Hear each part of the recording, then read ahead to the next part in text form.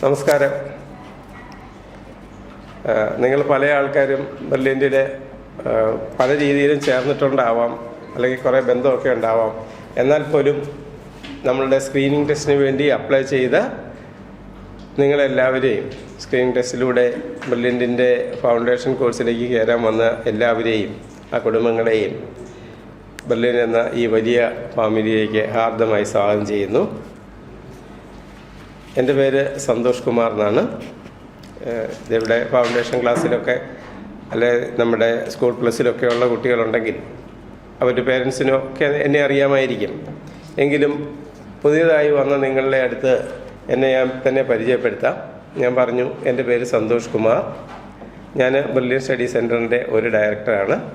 ഞങ്ങൾക്ക് 4 ഡയറക്ടേഴ്സാണുള്ളത്. ഒന്ന് ജോർജ് തോമസ്, സ്റ്റീഫൻ ജോസഫ്, സെബാസ്റ്റ്യൻ ജി മാത്യു, 4ാമത് ഞാൻ. ഈ 4 പേരും കൂടി 1984-85 കാലഘട്ടത്തിൽ നമ്മുടെ പാലായിലെ സെൻറ് തോമസ് കോളേജിന് സമീപം ഒരു ചെറിയ സയൻസ് ട്യൂഷൻ്റെ വേണ്ടി ഒരു സെൻറ്റർ തുടങ്ങിയിരുന്നു. അപ്പോൾ അന്നിട്ട പേരാണ് ബ്രില്യൻ സ്റ്റഡി സെൻറ്റർ എന്നുള്ളത്. ആ വർഷമൊക്കെ തന്നെ നമ്മുടെ കേരളത്തിൽ എൻട്രൻസ് എക്സാമിനേഷൻ്റെ പ്രാരംഭ നടപടിയും എക്സാമിനേഷനും തുടങ്ങി. മെഡിക്കലും എൻജിനീയറിംഗ് എൻട്രൻസ് എക്സാമിനേഷൻ കേരളത്തിൽ നടക്കുന്നു. ഞങ്ങളുടെ അടുത്ത് ട്യൂഷന് വന്ന കുറച്ച് കുട്ടികൾ, പ്രീ ഡിഗ്രി കുട്ടികൾ, എൻട്രൻസിൻ്റെ ക്ലാസ്സുകൾ ചെയ്യുമോ എന്ന് ചോദിച്ചു. കുറച്ച് ക്ലാസ്സുകളൊക്കെ എടുത്തു കൊടുത്തു. ഏതായാലും അന്ന് എല്ലാ സ്ഥലത്തും ക്ലാസ്സുകൾ വളരെ കുറവായതുകൊണ്ട് വളരെ കുറച്ച് പേർക്ക്, 5-6 പേർക്ക് അഡ്മിഷൻ അന്ന് കിട്ടി. അതിൻ്റെ അടിസ്ഥാനത്തിൽ പിറ്റേ വർഷവും ഇതേപോലെ തന്നെ കുറച്ചും കൂടെ കൂടുതൽ കുട്ടികളുടെ ബേസിലായിട്ട് ട്യൂഷൻ്റെ ഒപ്പം തന്നെ നമ്മൾ എൻട്രൻസ് ക്ലാസ്സുകൾ എടുത്തു. വീണ്ടും ഓരോ വർഷങ്ങളിലും കുറേ കുട്ടികൾ കൂടുതൽ വീതം വന്ന് എൻട്രൻസ് ക്ലാസ്സുകൾ എടുത്ത് അത് വളർന്ന് ഏതാണ്ട് 36 വർഷം കൊണ്ട് ഒരു 25,000 കുട്ടികൾ, 25,000-30,000 കുട്ടികൾ ഒരു വർഷം എൻട്രൻസ് എക്സാമിനേഷൻ എഴുതുന്ന രീതിയിലേക്ക് വളർന്നു. ഇത്രയും കുട്ടികളെ കൂടാതെ നിങ്ങളെപ്പോലെ സ്കൂളിൽ പഠിച്ചുകൊണ്ടിരിക്കുന്ന കുട്ടികൾക്കും 6ാം ക്ലാസ് മുതൽ 10ാം ക്ലാസ് വരെ പഠിച്ചുകൊണ്ടിരിക്കുന്ന കുട്ടികൾക്ക് ഫൗണ്ടേഷൻ കോഴ്സുണ്ട്. അത് 5 മുതൽ 9 വരെ ക്ലാസ്സിലെ കുട്ടികളിൽ നിന്ന് സ്ക്രീനിങ് ടെസ്റ്റ് ഇട്ട് നമ്മൾ സെലക്ട് ചെയ്യുന്ന കുട്ടികളാണ് അവിടുത്തെ ഫൗണ്ടേഷൻ ക്ലാസ്സിൽ അറ്റൻഡ് ചെയ്യുന്നത്. ആ ക്ലാസ്സിലേക്ക് അങ്ങനെയുള്ള നിങ്ങളോടാണ് എനിക്ക് സംസാരിക്കേണ്ടതുള്ളത്. ഒപ്പം നമ്മളിപ്പോൾ 8, 9, 10 ക്ലാസ്സിൽ പഠിക്കുന്ന കുട്ടികൾക്ക് വേണ്ടി സ്കൂൾ പ്ലസ് എന്നൊരു പ്രോഗ്രാം നടത്തുന്നുണ്ട്. അത് യഥാർത്ഥത്തിൽ സ്കൂളിലെ സബ്ജക്റ്റ്, നിങ്ങൾ കുറച്ച് പേരേലും ആ ക്ലാസ്സിലുള്ളവരാകും, സ്കൂളിലെ സബ്ജക്റ്റിനെ ബേസ് ചെയ്ത് എൻട്രൻസിൻ്റെ രീതി ക്ലാസ്സുകൾ എടുക്കുക ചെയ്യുന്നത്. നമ്മുടെ ഫൗണ്ടേഷൻ ക്ലാസ്സുകൾക്ക് ചെറിയ വ്യത്യാസമുണ്ട്, അത് നമ്മൾ പറഞ്ഞു വരുമ്പോൾ ഞാൻ പറയാം.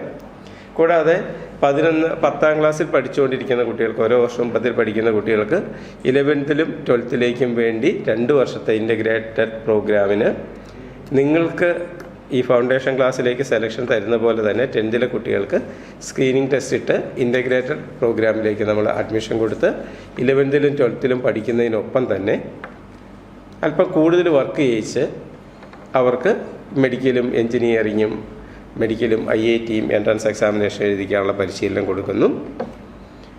കൂടാതെ 11ലും 12ലും പഠിക്കുന്ന കുട്ടികൾക്ക് നമ്മുടെ സ്കൂളിൽ പോകുന്നതിനൊപ്പം എൻട്രൻസിൻ്റെ കോച്ചിങ് ക്ലാസ്സുകൾ, നമ്മുടെ റെസിഡൻഷ്യൽ ബാച്ചുകൾ 10ലെ ടെസ്റ്റ് ഇട്ട് വരുന്ന കുട്ടികൾക്ക് എല്ലാ ദിവസവും ക്ലാസ്സുകളുള്ളപ്പോൾ മറ്റേ കുട്ടികൾക്ക് നമുക്ക് ശനി ഞായർ ദിവസങ്ങളാണ്.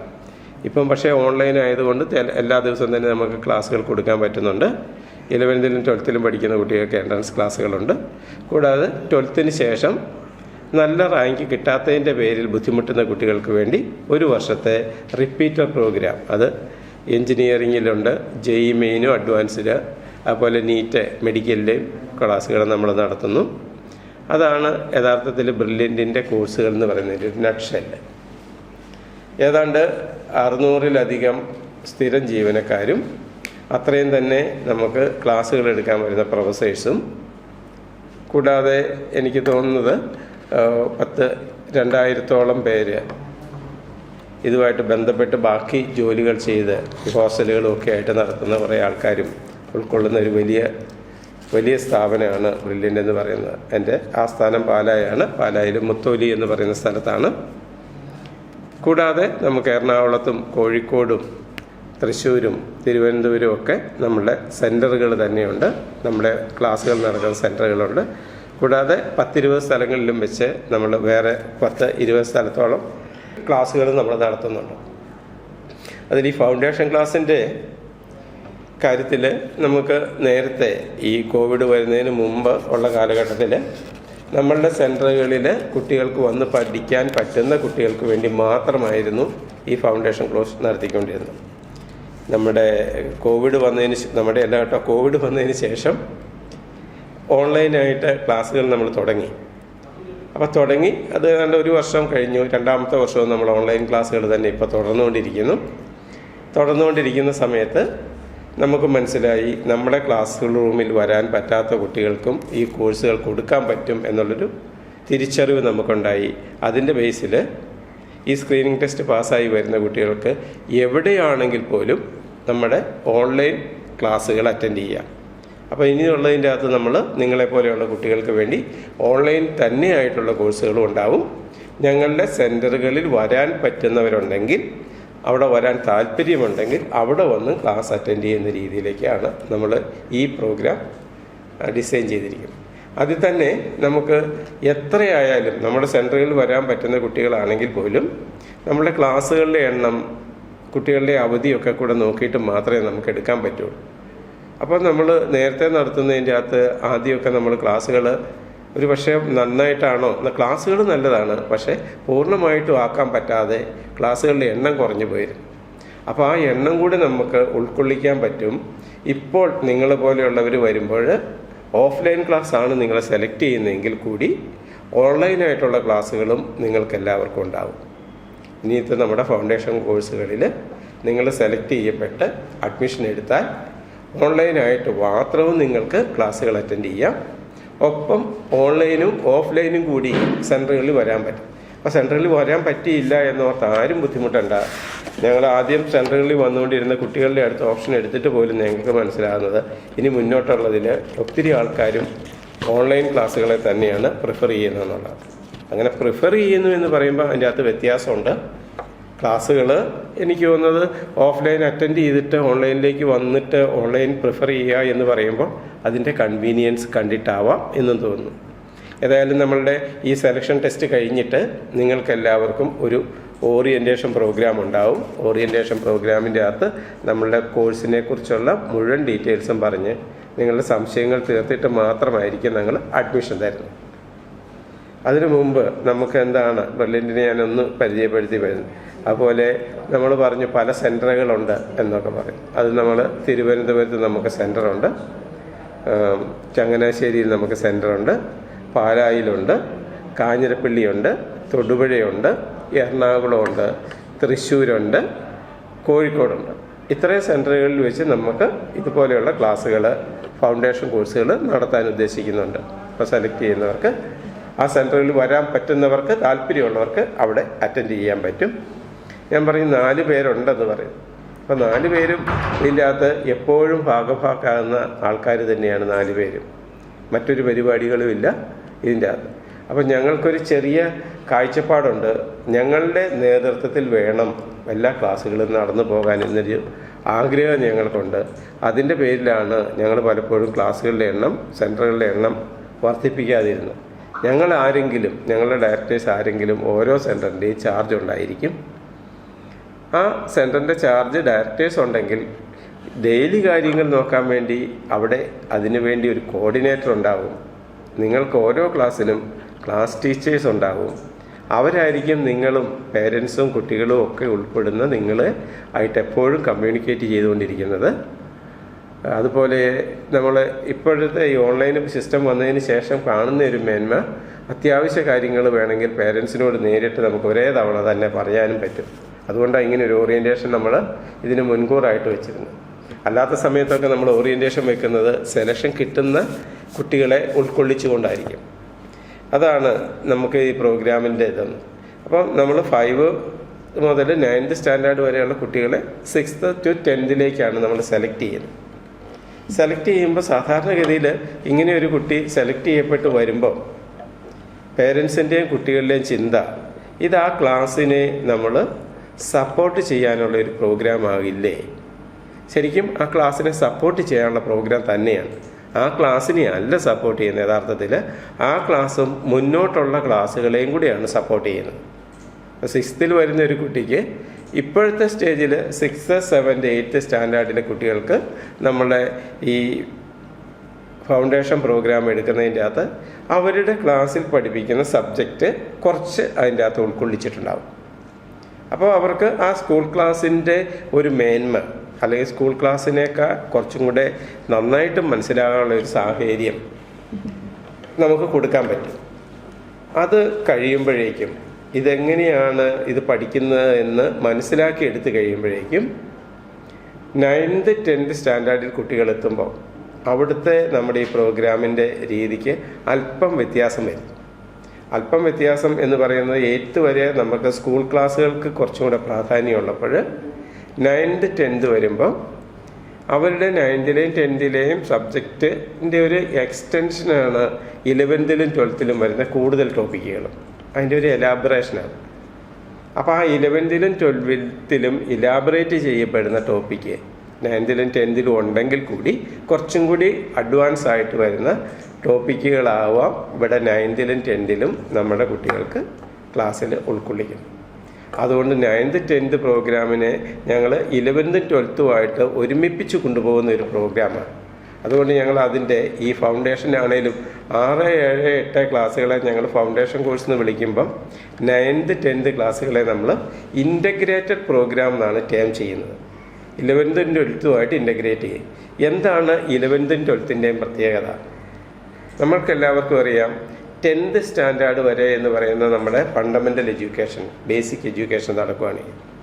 അതുകൊണ്ടാണ് എല്ലാ സ്ട്രീമിൽ വരുന്ന കുട്ടികൾക്കും ഈ 10th വരെ സബ്ജക്റ്റ് വേരിയേഷനൊന്നുമില്ല. അവർക്ക് എല്ലാവർക്കും സയൻസ് പഠിക്കണം, സോഷ്യൽ സയൻസ് പഠിക്കണം, മാത്തമാറ്റിക്സ് പഠിക്കണം, ഇംഗ്ലീഷ് പഠിക്കണം, റീജിയണൽ ലാംഗ്വേജ് പഠിക്കണം, അങ്ങനെയൊരു സിസ്റ്റം വന്നേക്കണം.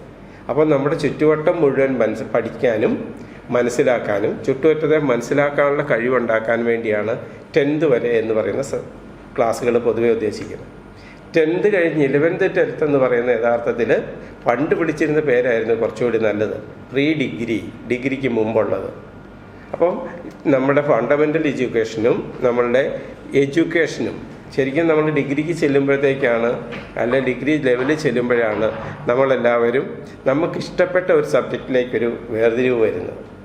അപ്പോൾ ഈ ലിങ്ക് കോഴ്സ് 11th, 12th വെച്ച് കുട്ടികൾ ശരിക്കും പറഞ്ഞാൽ 2 സ്ട്രീമായിട്ട്, 2 സൈഡായിട്ട് തിരിയും. ഹ്യൂമാനിറ്റീസ് സൈഡ് എന്ന് പറയുന്നത് സയൻസിനോട് അത്ര താല്പര്യമില്ലാത്ത കുറേ കുട്ടികൾ ഹ്യൂമാനിറ്റീസ് സൈഡിലേക്ക് പോകുന്നുണ്ട്, സയൻസ് സൈഡിലേക്കും വരുന്നുണ്ട്. സയൻസ് സൈഡിലേക്ക് വരുന്ന കുട്ടികൾക്ക് സയൻസുമായിട്ട് ബന്ധപ്പെട്ട ഉപരിപഠനങ്ങളായിരിക്കും മനസ്സിലുള്ളത്. ആ ഉപരിപഠനങ്ങൾക്ക്, സയൻസുമായിട്ട് ബന്ധപ്പെട്ട ഉപരിപഠനങ്ങൾക്കകത്ത് 2 നല്ല കോഴ്സുകളെന്ന് പറയാം. നമുക്ക് വേണമെങ്കിൽ മെഡിക്കൽ കോഴ്സുകളെന്നും എൻജിനീയറിംഗ് കോഴ്സുകളെന്ന് പറയാം. ഇത് മാത്രം എന്നൊന്നും അർത്ഥമില്ല. മറ്റൊത്തിരി കോഴ്സുകൾ നമുക്ക് കൊമേഴ്സിനുമായിട്ട് ബന്ധപ്പെട്ടതോ മാനേജ്മെൻറ്റുമായിട്ട് ബന്ധപ്പെട്ടതോ എല്ലാം നല്ല കോഴ്സുകളാണ്. പക്ഷേ ഈ മെഡിക്കലും എൻജിനീയറിങ്ങുമായിട്ട് ബന്ധപ്പെട്ട കോഴ്സുകൾക്ക് കുറച്ചും കൂടെ എണ്ണം ആൾക്കാരെ എന്നും ആവശ്യമാണ്. പൊതുവെ എന്നും ഡിമാൻഡുള്ള 2 ഭാഗങ്ങളാണ് ഇത് 2. അപ്പോൾ അങ്ങോട്ട് തിരിഞ്ഞു പോകണമെങ്കിൽ 11th-ലും 12th-ലും സയൻസ് പഠിക്കണം. സയൻസ് പഠിച്ചാൽ മാത്രം പോരാ, അത് കഴിഞ്ഞിട്ട് ഇന്ത്യയിലെ എല്ലാ സ്റ്റേറ്റുകൾക്കും അവരവരുടെ ബോർഡുകളും കോമൺ ആയിട്ടുള്ള CBSE, ICSE പോലെയുള്ള ബോർഡുകളും എല്ലാം കൂടി പല +2 പരീക്ഷകൾ നടത്തുന്നുണ്ട്. ആ +2 പരീക്ഷകൾ പലതും നടത്തുന്നതിൻ്റെ അകത്തുനിന്ന് കിട്ടുന്ന മാർക്കിൻ്റെ അടിസ്ഥാനത്തിൽ തിരഞ്ഞെടുക്കാൻ നോക്കിയാൽ ആ മാർക്കുകൾ ഓരോ ബോർഡിൽ നടക്കുന്ന പരീക്ഷകളിലെ നിലവാരത്തിന് വ്യത്യാസം വരാവുന്നതുകൊണ്ട് അത് കഴിഞ്ഞാൽ ഒരു കോമൺ ആയിട്ടുള്ള പ്ലാറ്റ്ഫോമിൽ, അതാണല്ലോ നമ്മൾ പറയുന്ന എൻട്രൻസ് എക്സാമിനേഷനുകളിലൂടെയാണ് കുട്ടികൾക്ക് ഇഷ്ട വിഷയം പഠിക്കാൻ വേണ്ടിയുള്ള സെലക്ഷൻ കൊടുക്കുന്നത്. അതിൻ്റെ അകത്ത് പ്രധാനപ്പെട്ടതാണ് നമുക്ക് എൻജിനീയറിങ്ങിനെ സംബന്ധിച്ച് IIT-യുടെ JEE അഡ്വാൻസ് എന്ന് പറയുന്ന എൻട്രൻസ് എക്സാമിനേഷൻ, അതിന് ബേസിക്കായിട്ട് വരുന്ന JEE മെയിൻ എന്ന് പറയുന്ന എക്സാമിനേഷൻ, കേരളത്തിലെ എഞ്ചിനീയറിംഗ് കോളേജുകളൊക്കെ ഉള്ളതാണ് Kerala engineering entrance examination, Kochi യൂണിവേഴ്സിറ്റിയുടെ ആണ് കുസാറ്റിൻ്റെ എൻട്രൻസ് എക്സാമിനേഷൻ, അങ്ങനെ എഞ്ചിനീയറിംഗ് എൻട്രൻസ് എക്സാമിനേഷനുകളും മെഡിക്കൽ സൈഡിലേക്ക് MBBS-ഉം BDS-ഉം അങ്ങനെയുള്ള കോഴ്സുകളിലേക്കുള്ള സെലക്ഷന് വേണ്ടി നീറ്റ് എന്ന് പറയുന്ന ഒറ്റ പരീക്ഷയും അപ്പോൾ ഈ 2 പരീക്ഷകളിലൂടെയാണ് കുട്ടികളെ തിരഞ്ഞെടുക്കപ്പെടുന്നത്. അപ്പം ഞങ്ങൾ 9th 10th പഠിക്കുന്ന കുട്ടികളെ ഞങ്ങളുടെ മനസ്സിൽ വയ്ക്കുന്നത് ഈ എൻജിനീയറിങ്ങിൻ്റെ IITയുടെയും നീറ്റിൻ്റെയും എൻട്രൻസ് എക്സാമിനേഷനെ എങ്ങനെ പ്രിപ്പയർ ചെയ്യിക്കാം എന്നുള്ള രീതിയിലാണ്. അപ്പോൾ 9th 10th പഠിക്കുമ്പോൾ ഇൻ്റഗ്രേറ്റഡ് കോഴ്സ് എന്ന് വിളിക്കും. അപ്പോൾ 9th നമുക്ക് സെലക്ഷൻ കിട്ടുന്ന കുട്ടികൾക്ക് 10th പ്രൊമോഷൻ കിട്ടിയാൽ 11th 12th നമ്മളുടെ ഇൻ്റഗ്രേറ്റഡ് പ്രോഗ്രാമിൽ, നമ്മുടെ റെസിഡൻഷ്യൽ പ്രോഗ്രാമിൽ എല്ലാ ദിവസവും ക്ലാസ് കിട്ടുന്ന പ്രോഗ്രാമിലേക്ക് സെലക്ഷൻ ആയി കഴിയും. പക്ഷേ മറ്റൊരു കാര്യമുണ്ട്, ഈ സെലക്ഷൻ ആയി കഴിഞ്ഞാലും 10th വെച്ച് കുട്ടികൾക്ക് നടത്തുന്ന സ്ക്രീനിങ് ടെസ്റ്റിൻ്റെ അകത്ത് നിന്ന് കിട്ടുന്ന റാങ്കിൻ്റെ അടിസ്ഥാനത്തിലായിരിക്കാം ഓരോ സെൻറ്ററുകളിലേക്കുള്ള സെലക്ഷൻ വരുന്നത് എന്നുകൂടി ഓർത്തോണം. സെലക്ഷൻ കിട്ടിയില്ലേ പോലും ഇപ്പോഴത്തെ കണ്ടീഷനിൽ ഹൈബ്രിഡ് ആയിട്ടോ ഓൺലൈനായിട്ടോ പഠിക്കാനുള്ള സൗകര്യമുണ്ട്. പക്ഷേ ഏതെങ്കിലും സെൻറ്ററുകളുമായിട്ട് ബന്ധപ്പെട്ട സ്ഥലങ്ങളിൽ വന്ന് പഠിക്കുന്ന കുട്ടികൾക്ക് നമ്മൾ എല്ലാ ദിവസവും ക്ലാസ്സുകൾ എടുത്തായിരിക്കും നമ്മൾ മുന്നോട്ട് കൊണ്ടുപോകും. അപ്പം നമ്മുടെ ഫൗണ്ടേഷനിൽ നമ്മൾ നിൽക്കേണ്ടത്. അത് കഴിഞ്ഞുള്ള കാര്യത്തിലേക്ക് കൂടിയാണ് ഞാൻ പോയത്.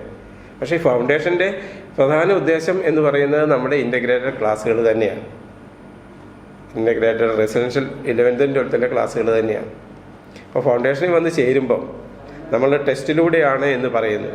എന്തുകൊണ്ടായിരിക്കും ടെസ്റ്റിലൂടെ സെലക്ട് ചെയ്യുന്നത്? കുട്ടികൾ ആഗ്രഹമുള്ളവരെ എല്ലാവരെയും പഠിപ്പിച്ചാൽ പോരെ എന്ന് നമുക്കും തോന്നാറുണ്ട്. പക്ഷേ ഇതുപോലെയുള്ള ഒരു പ്രോഗ്രാമിലേക്ക് പോകുന്ന കുട്ടികൾ അല്പം താല്പര്യം കൂടുതൽ കാണിക്കുന്ന കുട്ടികളാവണം. കുറച്ച് നന്നായിട്ട് പഠനം ഉള്ള കുട്ടികളായെങ്കിൽ മാത്രമേ ഇതുപോലെയുള്ള കോഴ്സിൽ വന്നാൽ അതിൻ്റെ അകത്തുനിന്ന് വിജയിച്ചു പോകും. അത് അല്പം കുറവുള്ള കുട്ടികളാണ് വരുന്നതെങ്കിൽ ഒരുപക്ഷെ അത് വിജയത്തിന് പകരം പരാജയം ആയി പോകാനാണ് സാധ്യത കൂടുതൽ. അതുകൊണ്ട് കേൾക്കുന്ന മാതാപിതാക്കളും കുട്ടികളും മനസ്സിലാക്കുക, നിങ്ങൾ കഴിവുള്ള കുട്ടികളാണെങ്കിൽ തീർച്ചയായിട്ടും വന്നു ചേർന്നാൽ നിങ്ങൾക്ക് ഇതിൻ്റെ അകത്തുനിന്ന് കൂടുതൽ പ്രയോജനം കിട്ടും. അത് നമ്മൾ ഇല്ലാതെയാണ് വരുന്നതെങ്കിൽ, കഴിവില്ലായിക എന്നുള്ള അല്ല യഥാർത്ഥ അർത്ഥം. ചിലപ്പോൾ നിങ്ങൾ ബേസ് നേടിയെടുത്തിരിക്കുന്നതിൻ്റെ കുറവ് കൊണ്ടാവാം ഈ സ്ക്രീനിങ് ടെസ്റ്റിൻ്റെ അകത്തൊക്കെ നിങ്ങൾക്ക് മാർക്കുകൾ കുറവ് വരുന്നത്. അല്ലാതെ മറ്റൊന്നും ആകണം എന്നില്ല. പക്ഷെ കുറവാണ് വരുന്നതെങ്കിൽ, സിൻസിയറായിട്ട് എക്സാമിനേഷൻ എഴുതി കുറവാണ് വരുന്നതെങ്കിൽ നമുക്ക് കുറച്ചും കൂടി ബോൾഡ് ആയതിന് ശേഷം, അല്ലെങ്കിൽ കുറച്ചും കൂടി മിടുക്കരായതിനു ശേഷം വേണം നിങ്ങൾ ഇതുപോലെയുള്ള പ്രോഗ്രാമിലേക്ക് നമുക്ക് വരാൻ. അതിനു മുമ്പ് നിങ്ങൾ അതിലേക്ക് പോകരുത്. സെലക്ഷൻ കിട്ടുന്നില്ല, നിങ്ങൾ അതിനെക്കുറിച്ച് ആലോചിക്കരുത്. സെലക്ഷൻ കിട്ടാത്ത കുട്ടികളാണെങ്കിൽ അടുത്ത വർഷത്തേക്ക് നമ്മളെ തന്നെ പ്രിപ്പയർ ചെയ്യിച്ചിട്ട് തയ്യാറെടുത്തിട്ട് നിങ്ങൾ വീണ്ടും ചെയ്ത് നോക്കുമ്പോൾ നിങ്ങൾ ആ കൂട്ടത്തിൽ, ആ ഗ്രൂപ്പിൽ കുറച്ചുകൂടി നന്നായിട്ട് പഠിച്ചു പോകുന്ന ഒരു ഗ്രൂപ്പിൻ്റെ അകത്ത് നമ്മൾ വരാൻ പറ്റുന്നയാളാണെങ്കിൽ മാത്രമേ നിങ്ങൾ വരാവൂ. അതിനാണ് സെലക്ഷൻ ഇട്ടത്. ഇനി സെലക്ഷൻ ഇല്ലാത്തൊരു കുട്ടികൾ വന്നാലും ഇപ്പം നമ്മൾ വേറൊരു പ്രോഗ്രാം, സ്കൂൾ ക്ലാസ്സുകളെ ബേസ് ചെയ്ത് 8th 9th 10th school plus എന്ന് പറഞ്ഞ പ്രോഗ്രാം നടത്തുന്നുണ്ട്. അത് ഈ വർഷമാണ് തുടങ്ങിയത്. എൻ്റെ അകത്തെ കുട്ടികൾ വളരെ ഇൻട്രസ്റ്റോടെ വളരെ നന്നായിട്ട് തന്നെ പെർഫോം ചെയ്യുന്നുമുണ്ട്. അത് ഓൺലൈൻ മാത്രമേ ഉള്ളൂ. 8th 9th 10th school plus എന്ന് പറയുന്ന പ്രോഗ്രാം ഓൺലൈൻ മാത്രമേ ഉള്ളൂ, ഓഫ്ലൈൻ ഇല്ല. അപ്പോൾ ഒത്തിരി കുട്ടികൾ എല്ലാ സ്ഥലങ്ങളിൽ നിന്നുമായിട്ട് പങ്കെടുത്തുകൊണ്ടിരിക്കുന്നുണ്ട്. അങ്ങനെ നിങ്ങൾക്ക് 8th 9th 10th ആണ് എങ്കിൽ നിങ്ങൾക്ക് സ്ക്രീനിങ് കിട്ടിയില്ലെങ്കിൽ നിങ്ങൾക്ക് അങ്ങനെ ഒരു ഓപ്ഷനുണ്ട്. ക്ലാസ്സുകൾ അവിടെയും കൂടി നിങ്ങൾക്ക് കിട്ടും. പക്ഷേ അവിടെ നമ്മുടെ സ്കൂൾ ക്ലാസ്സിനെ ബേസ് ചെയ്തായിരിക്കും എൻട്രൻസിലേക്ക് നിങ്ങളെ കൊണ്ടുപോകുന്നത്. അതേസമയം നമ്മുടെ ഇൻ്റഗ്രേറ്റഡ് പ്രോഗ്രാമിൽ കുറച്ചും കൂടെ നമ്മൾ 11th 12th ക്ലാസ്സുകളെയാണ് കൂടുതൽ ഫോക്കസ് ചെയ്യുന്നതെന്ന് നിങ്ങൾ ഒന്ന് ഓർത്തോടുക. അതിൻ്റെ അകത്ത് നമ്മൾ സയൻസ് സബ്ജക്റ്റാണ് നമുക്ക് ആവശ്യമുള്ളത്. അതുകൊണ്ട് ഫിസിക്സും കെമിസ്ട്രിയും മാത്തമാറ്റിക്സ് ബയോളജി ഇതിനെല്ലാം നമ്മൾ ബൂസ്റ്റ് ചെയ്യാൻ ആവശ്യമുണ്ട്. നമ്മുടെ മെൻ്റൽ എബിലിറ്റി ഉണ്ട്. പിന്നെ നമ്മൾ ഈ NDSC പോലെയുള്ള പരീക്ഷകളൊക്കെയാണ് ആദ്യഘട്ടത്തിൽ, NDSC ഒളിമ്പ്യാഡുകൾ പോലെയുള്ള പരീക്ഷകളാണ് സ്കൂളിൽ പഠിക്കുന്ന സമയത്ത് കുട്ടികൾക്ക് മറ്റുള്ള കുട്ടികളുമായിട്ട് താരതമ്യം ചെയ്യപ്പെടാൻ.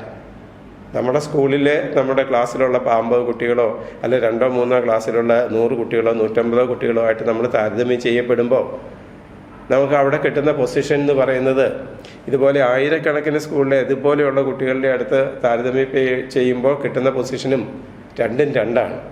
ആ തിരിച്ചറിവ് കിട്ടാൻ ഏറ്റവും നല്ലത് നമുക്ക് കോമൺ ആയിട്ട് നടക്കുന്ന പരീക്ഷകളിൽ ഒളിമ്പ്യാഡുകളും NDSCകളും അങ്ങനെയുള്ളതിൻ്റെ അകത്ത് നിങ്ങളെല്ലാം പങ്കെടുക്കുമ്പോൾ കുട്ടികൾ പങ്കെടുക്കുമ്പോഴേ നമുക്ക് നമ്മളെ തന്നെ തിരിച്ചറിയാൻ പറ്റുള്ളൂ. ചിലപ്പോൾ ഇന്ത്യയിലുള്ള എല്ലാ കുട്ടികളുടെ അടുത്തും നമ്മൾ ഏറ്റവും മുൻപന്തിയിൽ നിൽക്കുക എന്ന് പറയുമ്പോൾ അതിൻ്റെ റെസ്പോൺസിബിലിറ്റി, അത് നമ്മൾ എത്രമാത്രം നന്നായിട്ട് നമ്മൾ ചെയ്യുന്നു എന്ന് നമുക്ക് തിരിച്ചറിവ്, അത് നമുക്ക് അഭിമാനമല്ലേ? അല്ലെങ്കിൽ നമ്മൾ പിറകിലാ നിൽക്കുന്നെങ്കിൽ നമ്മളെക്കാൾ എന്തുമാത്രം നമുക്ക് പുരോഗമിക്കാനുള്ള സാധ്യതയുണ്ടെന്നുള്ള തിരിച്ചറിവ്, അത് നമ്മളെ പുരോഗമിപ്പിക്കില്ലേ? അപ്പോൾ അങ്ങനെയുള്ള പരീക്ഷകൾക്ക് വേണ്ടി സോഷ്യൽ സയൻസും മെൻ്റൽ എബിലിറ്റി, റീസണിങ് അങ്ങനെയുള്ള ക്ലാസ്സുകളൊക്കെ ഞങ്ങൾ എടുത്തു തരും. പിന്നെ ശരിക്കും സയൻസ് അല്ലെങ്കിൽ നമ്മുടെ പഠനത്തിൻ്റെ എല്ലാം ബേസിക് ആയിട്ടുള്ള മാത്തമാറ്റിക്സിന് അത് കുറച്ചുകൂടെ ക്ലിയർ ആകാൻ ആണ് ഞങ്ങൾ ഉദ്ദേശിക്കുന്നത്.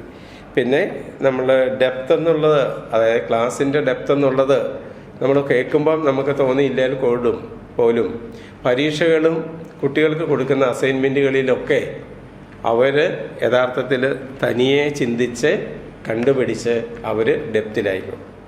എന്തായാലും ഈ ക്ലാസ്സിലേക്ക് വരുന്ന കുട്ടികൾ നമുക്ക് ഓഫ്ലൈൻ ആയിരുന്ന സമയങ്ങളിലൊക്കെ കുട്ടികളുമായിട്ട് സംസാരിക്കുമ്പോഴും പേരൻസുമായിട്ട് സംസാരിക്കുമ്പോഴൊക്കെ വളരെ ഹാപ്പിയാണ് കുട്ടികളെല്ലാവരും. അതുപോലെ വീട്ടിൽ ചെന്നാലാണേലും പഠിക്കുന്ന കാര്യത്തിൽ തനിയെ കാര്യങ്ങൾ ചെയ്യാനുള്ള എബിലിറ്റി ഉണ്ടാകുന്നതിലൊക്കെ ഈ ഫണ്ടമെൻ്റൽ ക്ലാസ് തീർച്ചയായിട്ടും ഗുണകരമാണ്. ഒരുപക്ഷെ എല്ലാ കുട്ടികളും എഞ്ചിനീയറിംഗ് മെഡിക്കലിനൊന്നും പോകാനല്ല ഉദ്ദേശിക്കുന്നത്. എന്തായാലും നമ്മുടെ എബിലിറ്റിയെ നമുക്ക് നല്ലപോലെ ഒന്ന് ബൂസ്റ്റപ്പ് ചെയ്ത് കിട്ടാനുള്ള ഒരു സാഹചര്യമാണ്. നിങ്ങളാരും ഇപ്പോൾ എഞ്ചിനീയറിങ്ങിനോ അല്ല മെഡിക്കലിനൊന്നും പോകുന്നില്ല എന്ന് നിങ്ങൾ ചിന്തിക്കുന്നെങ്കിൽ കൂടി ഞാൻ പറയുന്നത്, നമുക്ക് മുന്നോട്ടുള്ള ജീവിതത്തിൽ ഇനി വരാൻ പോകുന്ന എല്ലാം കാപ്സ്യൂൾ ലൈഫുകളായിരിക്കും, കാപ്സ്യൂൾ സിസ്റ്റങ്ങളായിരിക്കാം, ഇവാലുവേഷൻ എല്ലാം അങ്ങനെയായിരിക്കാം. ജോലികൾക്കാണെങ്കിലും ഇൻ്റർവ്യൂകളിലാണെങ്കിലും ഓൺലൈൻ ഇൻ്റർവ്യൂകളിലാണെങ്കിലും എല്ലാം നമുക്ക് കുറച്ചുകൂടെ ഒരു ലെങ്തി മാറ്ററിന് പകരം നമ്മൾ പ്രിസിഷനായിരിക്കും ഇമ്പോർട്ടൻസ് വരുന്നത്. ഒറ്റ വാക്കുകളിൽ അല്ലെ ഏറ്റവും ചുരുങ്ങിയ കാര്യങ്ങളിലേക്ക് നമുക്കൊരു പ്രോബ്ലം ഉണ്ടെങ്കിൽ അവനെ ഏറ്റവും ചുരുങ്ങിയ രീതിയിൽ നമുക്ക് സോൾവ് ചെയ്യാൻ പറ്റുന്ന ഒരു എബിലിറ്റിക്കായിരിക്കാം ഇനിയുള്ള കാലത്തിനെല്ലാം പ്രാധാന്യം ഉണ്ടാകുന്നത്. അതുപോലെയുള്ളൊരു ബേസിക് ട്രെയിനിങ് ആയിരിക്കാം അതിൻ്റെ ഈ ഫൗണ്ടേഷൻ ക്ലാസ്സിൻ്റെ ഒക്കെ ഏറ്റവും ഹൈലൈറ്റ് എന്ന് പറയുന്നത്. നിങ്ങൾക്കിത് കഴിഞ്ഞിട്ട് കിട്ടാൻ പോകുന്ന MBBS എഞ്ചിനീയറിങ്ങോ അതിനേക്കാൾ വലിയ ഹൈലൈറ്റ് എന്ന് പറഞ്ഞാൽ തീർച്ചയായിട്ടും അത് തന്നെയായിരിക്കും. അപ്പോൾ ആ ബേസ് നമ്മുടെ ചെറുപ്പത്തിൽ നമുക്ക് കിട്ടുന്ന നല്ലതല്ലേ.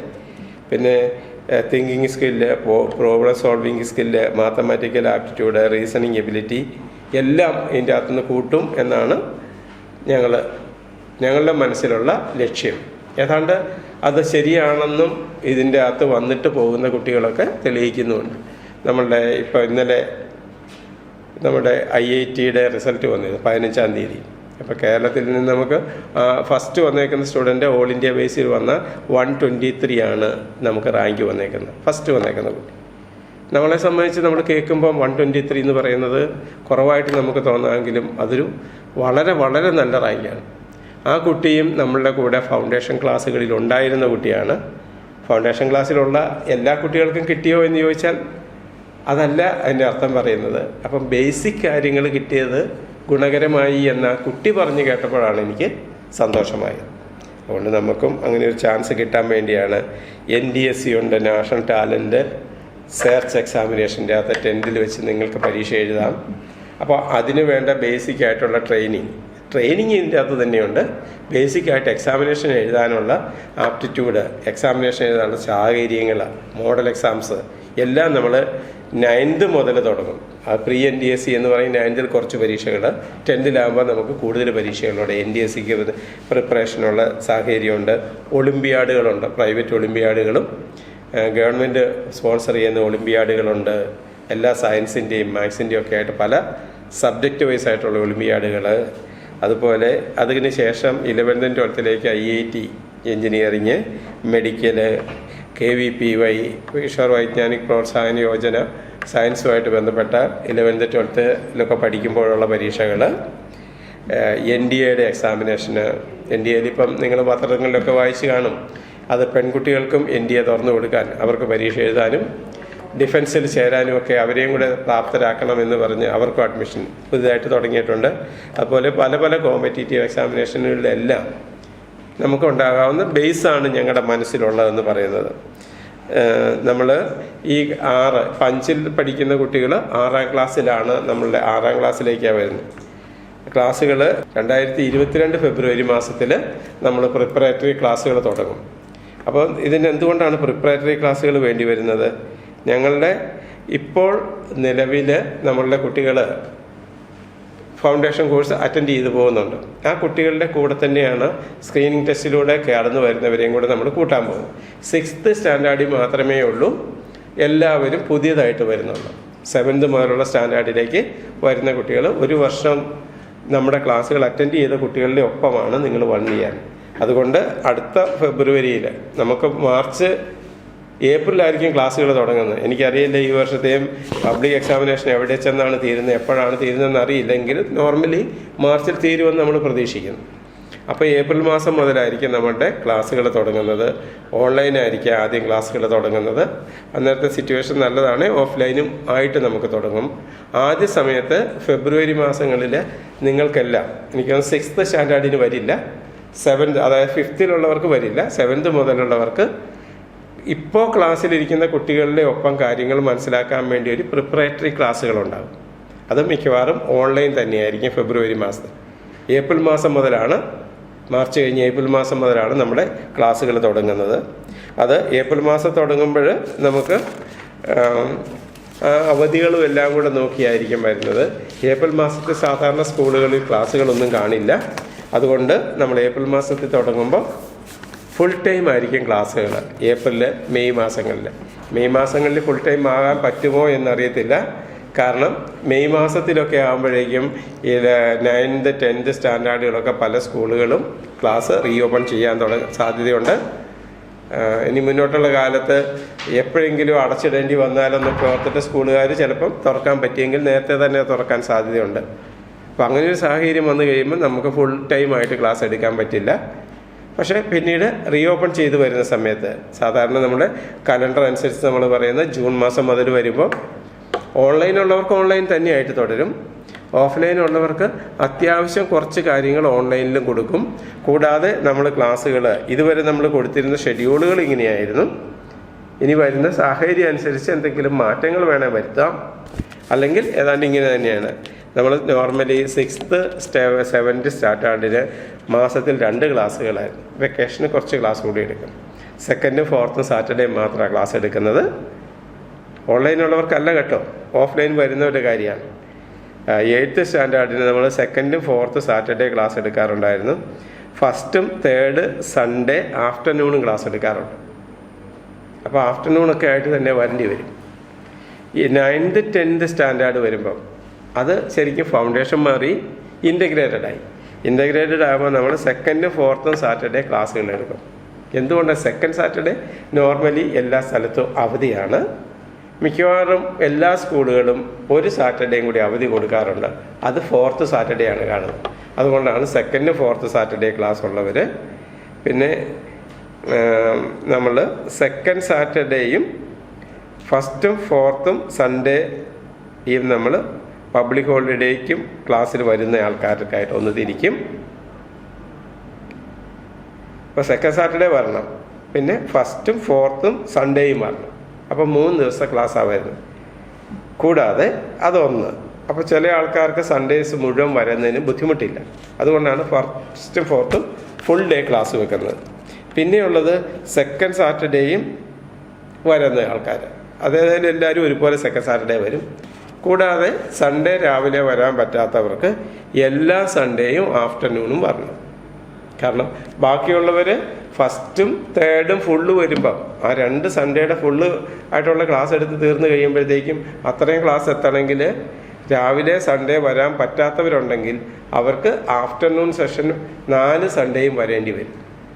അതായിരിക്കും ക്ലാസ്. ഇത് കൂടാതെ അവധി ദിവസങ്ങളിലും ക്ലാസ് ഉണ്ടാവും.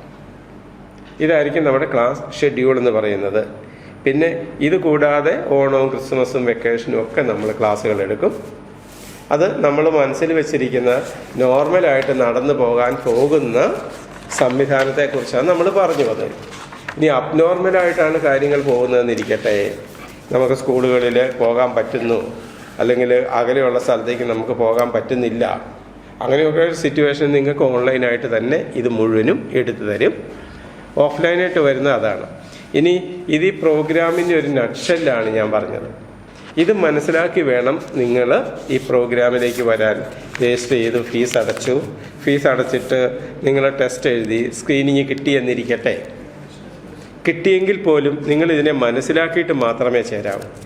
കിട്ടിയില്ല എങ്കിൽ തീർച്ചയായിട്ടും നമ്മൾ മനസ്സിലാക്കണം, നമ്മൾ ഇതുപോലെ ഒരു ഗ്രൂപ്പിൻ്റെ അത് ഇപ്പോൾ ചെന്നാൽ നമുക്ക് ഇത്ര നന്നായിട്ട് ചെയ്യാൻ പറ്റുമോ എന്നുള്ള കാര്യം നിങ്ങൾ തീർച്ചയായിട്ടും ചിന്തിക്കണം, അതിനെക്കുറിച്ച് ആലോചിക്കരുത്. പക്ഷേ ഈ തവണ നമ്മൾ പഠിക്കാത്തതിൻ്റെ പേരിൽ കിട്ടാതെ വന്നിട്ടുണ്ടെങ്കിൽ നിങ്ങൾക്ക് വീണ്ടും ഒരു ചാൻസ്, 2 ചാൻസും കൂടി 2 തവണയും കൂടെ ഈ സ്ക്രീനിങ് ടെസ്റ്റ് നടത്തും. ക്വാളിഫൈഡ് ആണെങ്കിൽ നിങ്ങൾക്ക് വരും. അതുപോലെ നിങ്ങൾ ചോദിക്കാൻ സാധ്യതയുള്ളൊരു മറ്റൊരു കാര്യം, എത്ര മാർക്ക് കിട്ടിയാൽ ക്വാളിഫൈ ചെയ്യും എന്നുള്ളത്. അത് നമുക്കിപ്പോഴേ പ്രെഡിക്റ്റ് ചെയ്യാൻ പറ്റില്ല. നിങ്ങളുടെ എക്സാമിനേഷൻ നടത്തി കഴിഞ്ഞ് അതിൻ്റെ അകത്തെ കുട്ടികളുടെ പെർഫോമൻസ് ലെവൽ കണ്ടതിന് ശേഷമേ പറ്റുള്ളൂ. എത്ര പേർക്ക് എന്നുള്ളത് നമുക്ക് നേരത്തെയാണെങ്കിൽ നിശ്ചയിക്കണമായിരുന്നു ഇത്ര പേർക്കേ നമുക്കാകൂ എന്നുള്ളത്. കാരണം നമുക്ക് 5 സെൻറ്റർ ഉണ്ടെങ്കിൽ അവിടുത്തെ എടുക്കാൻ പറ്റുന്ന ഇപ്പം നിലവിലുള്ള കുട്ടികൾ കൂടാതെ എത്ര പേരെയും കൂടെ ഇൻഡക്റ്റ് ചെയ്യാൻ പറ്റുമെന്നൊക്കെ നോക്കിയിട്ടേ നമുക്ക് സെലക്ഷൻ നടത്താൻ പറ്റുമായിരുന്നു. പക്ഷേ ഇപ്പോഴത്തെ കണ്ടീഷനിൽ എത്ര നല്ല കുട്ടികളുണ്ടെങ്കിൽ പോലും നമുക്ക് സെലക്ട് ചെയ്യാൻ പറ്റും. പക്ഷേ എല്ലാവർക്കും ഓഫ്ലൈൻ തന്നെ വരാൻ പറ്റുമോ എന്നുള്ളതിന് മാത്രമേ വ്യത്യാസമുള്ളൂ. അപ്പോൾ നല്ല കുട്ടികളാണ് നിങ്ങളെങ്കിൽ, എല്ലാ ആൾക്കാരും വളരെ നന്നായിട്ട് പെർഫോം ചെയ്യുന്നെങ്കിൽ എല്ലാ ആൾക്കാരെയും സെലക്ട് ചെയ്യാൻ ഞങ്ങൾ തയ്യാറാണ്. ഒറ്റ കണ്ടീഷനുണ്ട്, ചിലപ്പോൾ നമ്മളുടെ സെൻറ്ററുകളിൽ വരാൻ പറ്റുന്നവിടത്ത് ഇടയില്ലാതെ വന്നാൽ ഓൺലൈനായിട്ട് വേണ്ടി വരും എന്നുള്ളൊരു വ്യത്യാസം. ഞാൻ ആദ്യം പറഞ്ഞു, സ്ക്രീനിങ് ടെസ്റ്റിൻ്റെ അകത്ത് സെലക്ഷൻ കിട്ടിയാൽ ആണ് ഞങ്ങളുടെ കണക്കുകൂട്ടലിൽ ഇതുപോലെയുള്ള പ്രോഗ്രാം നന്നായിട്ട് കൊണ്ടുപോകാനുള്ള കേപ്പബിലിറ്റി എന്ന് പറയുന്നത്. സെലക്ഷൻ കിട്ടിയില്ല എങ്കിൽ നിങ്ങളുടെ കുറവുകൾ നികത്തി സെലക്ഷന് വേണ്ടി നിങ്ങൾക്ക് പ്രയത്നിക്കാനുള്ള സാഹചര്യം കിട്ടും. പിന്നെ സ്കൂളിൽ നമ്മൾ പലപ്പോഴും 10th മാർക്കിനെ കുറിച്ചൊക്കെ നമ്മൾ ചിന്തിക്കാറുണ്ട്. 8th, 9th, 10th മാർക്കുകളെ കുറിച്ച് ചിന്തിക്കാറുണ്ട്. കൂടാതെ ഈ വർഷമാണെങ്കിൽ CBSE 10th കുട്ടികൾക്ക് മിഡ് ഇയർ ആയിട്ട് എക്സാമിനേഷൻ നടത്തുന്നുണ്ട്. അതുപോലെയുള്ള സിറ്റുവേഷനിലൊക്കെ ഈ പ്രോഗ്രാമുകൾ വളരെ നല്ലതായിരിക്കും.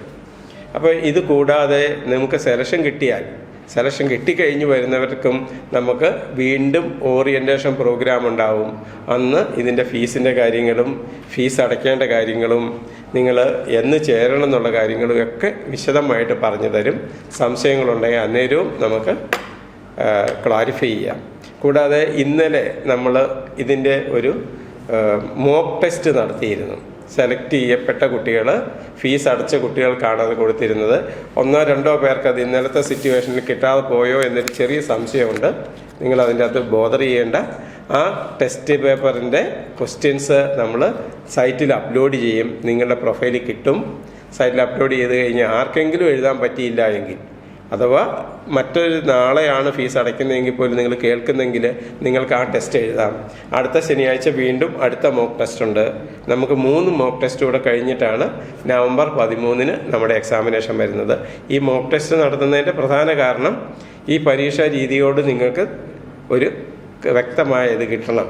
കൂടാതെ ഒരു കാര്യം കൂടി ഓർക്കുക, മോക്ക് ടെസ്റ്റിൻ്റെ അകത്ത് വരുന്ന ക്വസ്റ്റ്യൻസ് കാണുമ്പോൾ എല്ലാം ഞാൻ പഠിച്ചിട്ടുള്ളതാവണം എന്ന് നിർബന്ധം പറയണമെങ്കിൽ നിങ്ങൾ ലോകത്തുള്ള എല്ലാ കാര്യങ്ങളും ചിലപ്പോൾ അറിഞ്ഞിരിക്കണം.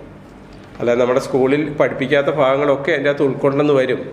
അങ്ങനെയാണല്ലോ നമ്മുടെ കഴിവിലേക്ക് അളക്കപ്പെടുന്നത്. എൻട്രൻസ് എക്സാമിനേഷൻ പോലെയുള്ളത് വരുന്ന സമയത്തൊന്നും നമ്മൾ കണ്ട ഒരു ക്വസ്റ്റ്യൻ പോലും വരാത്ത വർഷങ്ങളുണ്ടെന്ന് നിങ്ങൾ ഓർത്തോണം. അവിടെയാണ് മനുഷ്യൻ എന്ന് പറയുന്ന കഴിവുള്ള ആൾക്കാർ ഒരു സാഹചര്യത്തിലൂടെ പോയിട്ട് അവിടെ കിട്ടുന്ന അറിവ് ഉപയോഗിച്ച് മറ്റൊരു സാഹചര്യത്തിൽ വിജയിച്ചു വരുന്നത്. എന്തായാലും പേരൻസ് പരീക്ഷയ്ക്ക് എങ്ങനെയാണ് നടക്കുന്ന കാര്യങ്ങൾ ഇന്ന് മാത്രം പറഞ്ഞു കൊടുത്ത് ഹെൽപ്പ് ചെയ്യാവുള്ളൂ. ബാക്കിയൊക്കെ കുട്ടികൾ ചെയ്യണം എന്നുള്ള കാര്യത്തിലും നമുക്ക് വളരെ നിർബന്ധമുണ്ട്. ഏതായാലും ആ പരീക്ഷകൾ എഴുതുന്നത്, മോക്ക് ടെസ്റ്റ് എങ്ങനെയാണെന്നുള്ളതൊക്കെ നിങ്ങളൊന്ന് കണ്ടുവെച്ചോളുക. കണ്ടിട്ടുള്ളവർക്കാണേലും ഒന്നുകൂടെ ക്ലിയർ ആക്കാൻ ഇപ്പം പ്രദീപ് സാറ് അത് എങ്ങനെയാണ് സൈറ്റിൽ കയറുന്നതെന്നുള്ള കാര്യങ്ങൾ നിങ്ങൾക്ക് വിശദമായിട്ട് പറഞ്ഞു തരും. ഓക്കെ, എന്തായാലും ബ്രില്യൻറ്റിലേക്ക് വന്ന എല്ലാവരെയും ഒരിക്കൽ കൂടി സ്വാഗതം ചെയ്തുകൊണ്ട് പ്രദീപ് സാറിനെ ബാക്കി കാര്യങ്ങൾ പറയാനിരിക്കും. Thank you.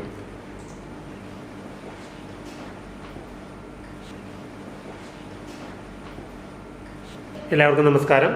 എൻ്റെ പേര് പ്രദീപ്, ഫൗണ്ടേഷൻ്റെ ഇൻചാർജാണ്, ഫൗണ്ടേഷൻ കോഴ്സിൻ്റെ ഇൻചാർജാണ്.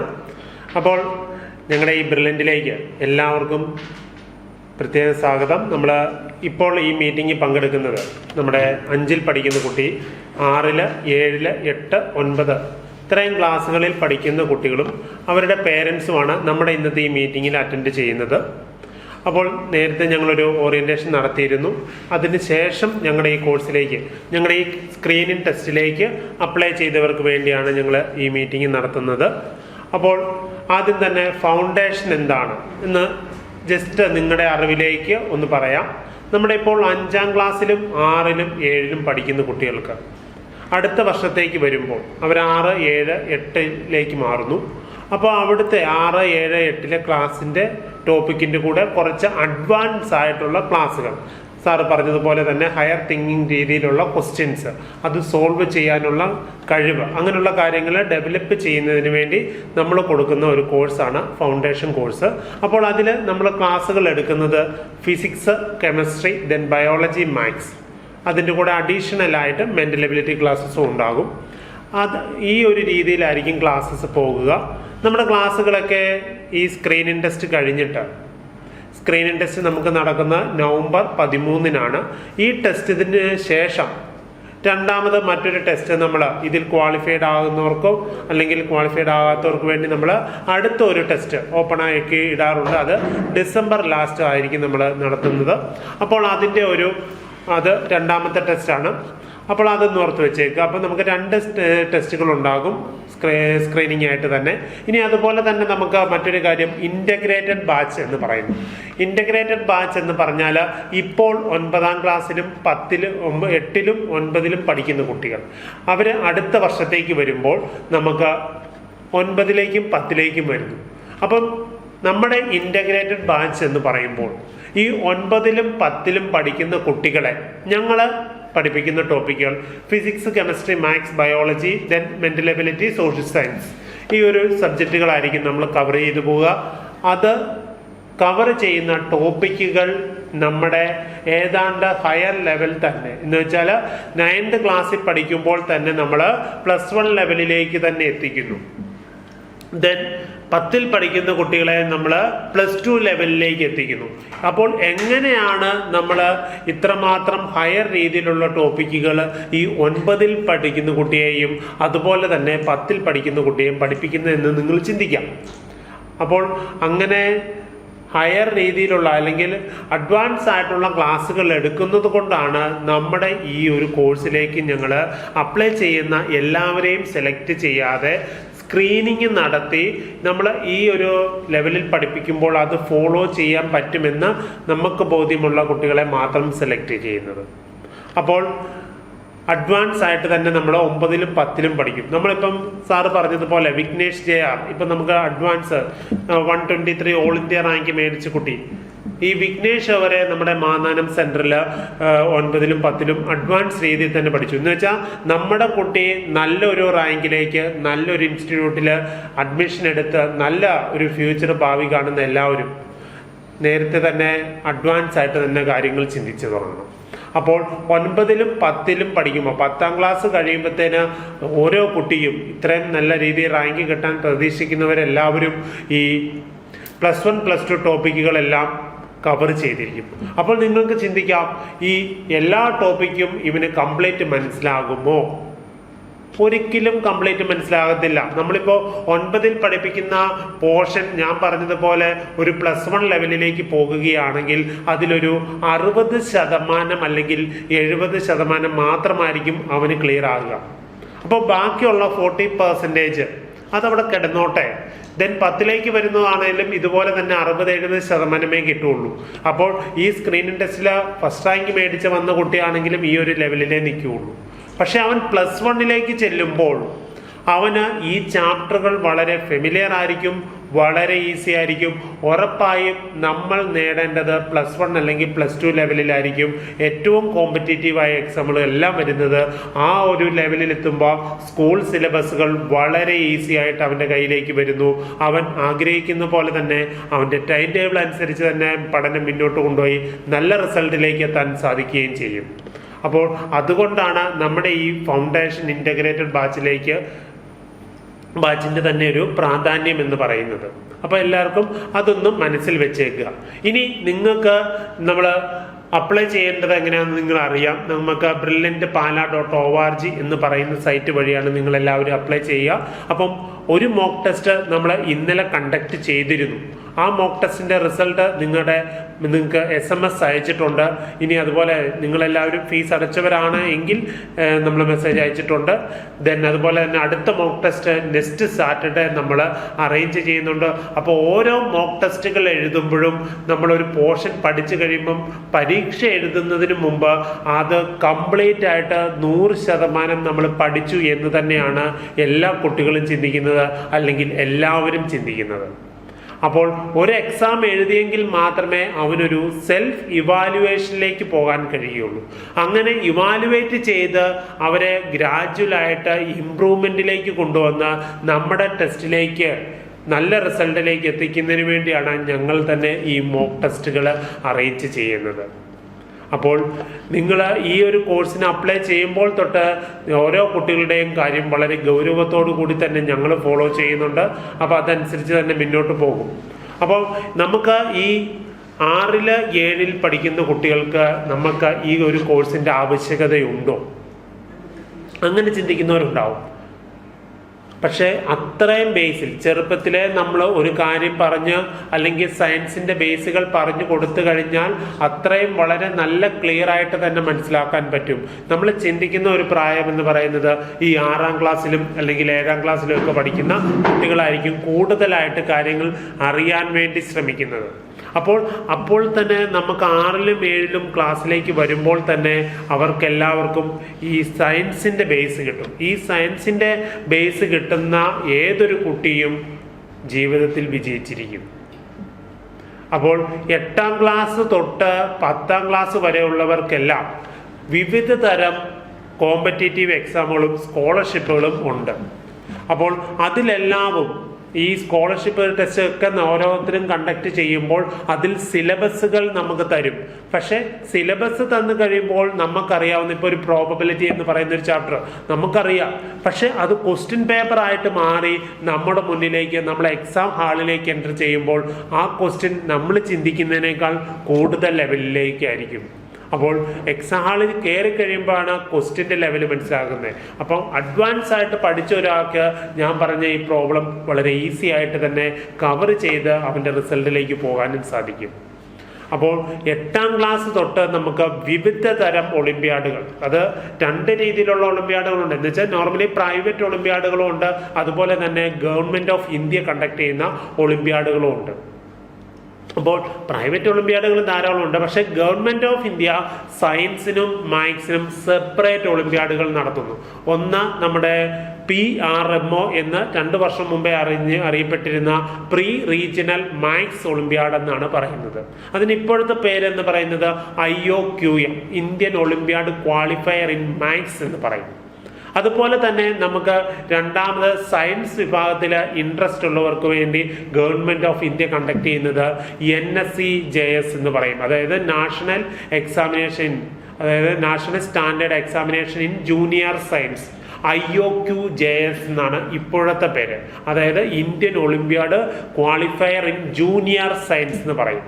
ഈ 2 ഒളിമ്പ്യാഡുകളിലും ആദ്യം നമുക്ക് മാത്സ് ഒളിമ്പ്യാഡിലേക്ക് പോകുകയാണെങ്കിൽ 8ാം ക്ലാസ് തൊട്ട് നമ്മുടെ +2 വരെയുള്ളവർക്ക് എല്ലാവർക്കും ഈ ഒളിമ്പ്യാഡ് അപ്ലൈ ചെയ്യാവുന്നതാണ്. ഈ ഒളിമ്പ്യാഡിന്റെ സിലബസ് എന്ന് പറഞ്ഞാൽ അപ് ടു +2 ലെവൽ വരെ ആയിരിക്കും. എന്ന് പറഞ്ഞാൽ ഒന്നുകൂടെ ക്ലിയർ ആക്കി തരാം. +2 ലെവലിൽ പഠിക്കുന്ന ഒരു കുട്ടി എഴുതുന്ന അതേ ക്വസ്റ്റ്യൻ പേപ്പർ തന്നെ ആയിരിക്കും നമുക്ക് 8ാം ക്ലാസ്സിൽ പഠിക്കുന്ന കുട്ടി എഴുതുന്നത്. അപ്പോൾ തന്നെ നിങ്ങൾക്ക് മനസ്സിലായി കാണും ആ ഓരോ ക്വസ്റ്റ്യൻ്റെയും ടഫ്നെസ്. അപ്പോൾ എന്തുകൊണ്ടാണ് നമുക്ക് ഫൗണ്ടേഷൻ കോഴ്സ് ആവശ്യകതയായിട്ട് വന്നിരിക്കുന്നത്? ഇതേ രീതി തന്നെ നമ്മൾ ജൂനിയർ സയൻസിലേക്ക് പോകുകയാണെങ്കിലും, അതായത് IOQJS എന്ന് പറയുന്നതിലേക്ക് പോകുകയാണെങ്കിലും അവിടെയും ഇതേ കാര്യം തന്നെ. നമുക്ക് സിലബസ് എന്ന് പറഞ്ഞാൽ ഹൈ അഡ്വാൻസ് തന്നെ. അപ്പോൾ നമ്മൾ അഡ്വാൻസ് ആയിട്ട് പഠിച്ചാൽ ഇതെല്ലാം നമുക്ക് ക്വാളിഫൈഡ് ആകാം. ഒരു 2-3 വർഷം മുമ്പ് വരെ നമ്മുടെ ഈ ജൂനിയർ സയൻസ് എന്ന് പറയുന്നത് നമ്മുടെ കേരളത്തിൽ നിന്ന് ആർക്കും കിട്ടിയിട്ടില്ല. പക്ഷെ നമ്മുടെ കഴിഞ്ഞ വർഷം കഴിഞ്ഞ വർഷം കേരളത്തിൽ നിന്നും മൂന്ന് കുട്ടികൾ നമുക്ക് ജൂനിയർ സയൻസ് ഒളിമ്പ്യാഡ് ക്വാളിഫൈഡ് ആയി. ആ 3 കുട്ടികളും നമ്മുടെ ഈ ഫൗണ്ടേഷൻ പ്രോഗ്രാം അറ്റൻഡ് ചെയ്തവരാണ്, ഇപ്പോഴും പഠിക്കുന്നുമുണ്ട്. അപ്പോൾ നമുക്ക് അതിൻ്റെ റിസൾട്ടുകൾ എന്ന് വെച്ചാൽ നമ്മൾ ഈ ഒരു രീതി ക്ലാസ്സുകൾ കണ്ടക്ട് ചെയ്യുന്നതിൻ്റെ റിസൾട്ടുകൾ നന്നായിട്ട് പഠിക്കുന്ന നിങ്ങളെപ്പോലെയുള്ള എല്ലാവർക്കും കിട്ടാൻ ചാൻസ് ഉണ്ട്. പക്ഷേ നമ്മൾ പറയുന്ന രീതിയിൽ പഠിച്ച് മുന്നോട്ട് പോയെങ്കിൽ മാത്രമേ കിട്ടുകയുള്ളൂ. അതുപോലെ തന്നെ ഇപ്പം മാത്സ് ഒളിമ്പ്യാഡിലാണെങ്കിലും കഴിഞ്ഞ വർഷം എനിക്ക് തോന്നുന്നു 48 പേരാണ് നമ്മുടെ ബ്രില്യൻറ്റിൽ നിന്ന് തന്നെ +2 ലെവലിലേക്ക് വരുമ്പോൾ, +2 8ാം ക്ലാസ് തൊട്ട് +2 വരെയുള്ളതിൽ 48 പേരെങ്ങാണ്ടായിരുന്നു ക്വാളിഫൈഡ് എന്ന് എൻ്റെ ഓർമ്മ നിൽക്കുന്നു. അതിൽ 16 പേര് നമ്മുടെ ഈ 8ലും 9ലും 10ലും പഠിക്കുന്ന കുട്ടികൾ. അപ്പോൾ ഓൾറെഡി ആ 8ലും 9ലും 10ലും പഠിക്കുമ്പോഴേ അവര് നമ്മുടെ മാത്സ് ഒളിമ്പ്യാഡ് ക്വാളിഫൈഡ് ആയിരിക്കുന്നു, RMOയിലേക്ക് സെലക്ഷൻ കിട്ടി മുന്നോട്ട് പോയിരിക്കുന്നു. അപ്പോൾ അഡ്വാൻസ് ആയിട്ട് പഠിക്കുന്നതിൻ്റെ റിസൾട്ടുകൾ അത് വളരെ നല്ല രീതിയിൽ തന്നെ കിട്ടുന്നു. അപ്പോൾ ഓർത്തേക്കുക, അഡ്വാൻസ് എന്തിനാണ്. ഇനി അതുപോലെ തന്നെ നമുക്ക് 10ൽ പഠിക്കുന്ന കുട്ടികൾക്ക് വേണ്ടി സാറ് പറഞ്ഞതുപോലെ തന്നെ NTSE നിങ്ങൾ കേട്ടിട്ടുണ്ടാവും. NTSE എന്ന് പറഞ്ഞാൽ നമ്മുടെ 10ലേക്ക് വരുന്ന കുട്ടികൾക്കും അല്ലെങ്കിൽ ഇനി നിങ്ങൾക്ക് എല്ലാവർക്കും ഇപ്പം 6ാം ക്ലാസ് തൊട്ടുള്ള 9ാം ക്ലാസ് വരെയുള്ളവർക്കാണെങ്കിലും 10ലെത്തുമ്പോൾ എഴുതാൻ പറ്റുന്ന നമ്മുടെ പ്രായത്തിലുള്ള ഒരു ജൂനിയർ IAS എന്ന് തന്നെ നമുക്ക് പറയാം. അപ്പോൾ ഈ ജൂനിയർ IASനെ പറ്റി 2 കാര്യങ്ങൾ. അത് 2 സ്റ്റേജ് ആയിട്ടാണ് കണ്ടക്ട് ചെയ്യുന്നത്. ഇന്ത്യയിലെ എല്ലാ സ്റ്റേറ്റിലും അത് സെപ്പറേറ്റ് ഓരോ സ്റ്റേറ്റ് വൈസ് കണ്ടക്ട് ചെയ്യും. 2ാമത്തെ ലെവൽ എന്ന് പറയുന്നത് അത് ഓൾ ഇന്ത്യ ലെവലായിരിക്കും. അത് NCERT കണ്ടക്ട് ചെയ്യും. ആദ്യത്തെ ലെവൽ എന്ന് പറയുന്നത് SCERT കണ്ടക്ട് ചെയ്യും. അപ്പം 2ഇടത്തും പേപ്പറുകൾ തുല്യമായിരിക്കും. അതായത് സ്റ്റേജ് 1ൽ വരുമ്പോൾ 2 പേപ്പറുകളാണുള്ളത്. ഒന്ന് മെന്റൽ എബിലിറ്റി, അതായത് മാറ്റ് എന്ന് പറയും. അതുപോലെ തന്നെ 2ാമത്തെ പേപ്പർ എന്ന് പറയുന്നത് SAT അഥവാ സോളാസ്റ്റിക് ആപ്റ്റിറ്റ്യൂഡ് ടെസ്റ്റ് എന്ന് പറയും. ആ 2 പേപ്പറുകളിലും 100 ക്വസ്റ്റ്യൻസ് ആണ് നമുക്കുള്ളത്, 4 ഓപ്ഷനുകളും. അപ്പം mental ability complete, reasoning, numbering, അങ്ങനെയുള്ള എല്ലാ വെർബല്, നോൺ വെർബല് എല്ലാ കാര്യങ്ങളും അതിനുള്ള ക്ലാസ്സുകൾ നമ്മൾ അഡീഷണൽ ആയിട്ട് തരുന്നുണ്ട്. അതിനുള്ള ടെക്സ്റ്റ് ബുക്കുകളും കാര്യങ്ങളും നോട്ട്സും എല്ലാം ഉണ്ടാവും. അപ്പം അങ്ങനെ ആ 100 ക്വസ്റ്റ്യനും ചെയ്യാം. അതുപോലെ തന്നെ സാറ്റിലേക്ക് വരുമ്പോൾ നമുക്ക് ഫിസിക്സ് ഉണ്ട്, കെമിസ്ട്രി ഉണ്ട്, മാത്സ് ഉണ്ട്, ബയോളജി ഉണ്ട്, ദെൻ അഡീഷണൽ ആയിട്ട് സോഷ്യൽ സയൻസും ഉണ്ടാകും, 40 ക്വസ്റ്റ്യന്. അപ്പോൾ ഈ 2 പേപ്പറും ക്വാളിഫൈഡ് ആയി, അല്ലെങ്കിൽ ഈ 2 പേപ്പറിന്റെ പരീക്ഷ നടന്ന് 100ൽ 2 പേപ്പറിന് 100ലാണ് മാർക്ക് വരിക. അതിന് ക്വാളിഫൈഡ് ആവുന്നവർക്ക് സ്റ്റേജ് 2 അപ്ലൈ ചെയ്യാം. അപ്പോൾ സ്റ്റേജ് 2ലേക്ക് വരാം. ഈ സ്റ്റേജ് 2 ഇപ്പോൾ ഒക്ടോബർ 24-ന് നെക്സ്റ്റ് സൺഡേ ആണ് ഈ വർഷത്തെ സ്റ്റേജ് 2 കണ്ടക്ട് ചെയ്യുന്നത്. അപ്പോൾ സ്റ്റേജ് 2 കിട്ടിക്കഴിഞ്ഞാൽ അത് NTSE അല്ലെങ്കിൽ നമുക്ക് ജൂനിയർ IAS കിട്ടി എന്ന് തന്നെ പറയാം. അത്രയും ഇമ്പോർട്ടൻ്റ്, അതായത് ഒരു IITയിൽ പഠിച്ചിറങ്ങുന്നതിനേക്കാൾ വാലിഡിറ്റി ഉള്ളതാണ് ഒരു NTSE സ്കോളർ എന്ന് പറയുന്നത്. ഇതെല്ലാം നമുക്ക് സാധിക്കുന്നതാണ്. പക്ഷേ ഇതൊക്കെ നിങ്ങൾ അറിയാതെ പോകാനും ചാൻസ് ഉണ്ട്. അപ്പോൾ ഇവിടെ നമ്മുടെ ഈ കോഴ്സിന് ചേർന്നാലും ചേർന്നില്ലെങ്കിലും നിങ്ങളുടെ അറിവിലേക്കാണ് ഞാൻ ഈ കാര്യങ്ങളെല്ലാം പറഞ്ഞത്. അപ്പോൾ ഇത്രയും കാര്യങ്ങളൊക്കെ ഒന്ന് ഓർത്ത് വെച്ചേക്കുക. ഇനി അതുപോലെ തന്നെ നിങ്ങൾക്ക് ഇന്നലെ മോക്ക് ടെസ്റ്റ് എഴുതിയവരുണ്ടാകാം, എഴുതാത്തവരുണ്ടാകാം. അപ്പോൾ ജസ്റ്റ് നമുക്ക് അതിൻ്റെ ഒരു സിലബസിലേക്ക് നമുക്ക് പോകാം. അതായത് നമ്മുടെ സിലബസ് നമ്മുടെ brilliantpala.org എന്ന് പറയുന്ന സൈറ്റിൽ നിങ്ങൾ എൻ്റർ ചെയ്യുമ്പോൾ ഈ കോഴ്സസിൽ നിങ്ങൾക്ക് കയറുവാണെങ്കിൽ സ്ക്രീനിങ് ടെസ്റ്റ് കാണാം. കോഴ്സസിൽ കയറി കഴിയുമ്പോൾ സ്ക്രീനിങ് ടെസ്റ്റിലേക്ക് പോകുന്നു.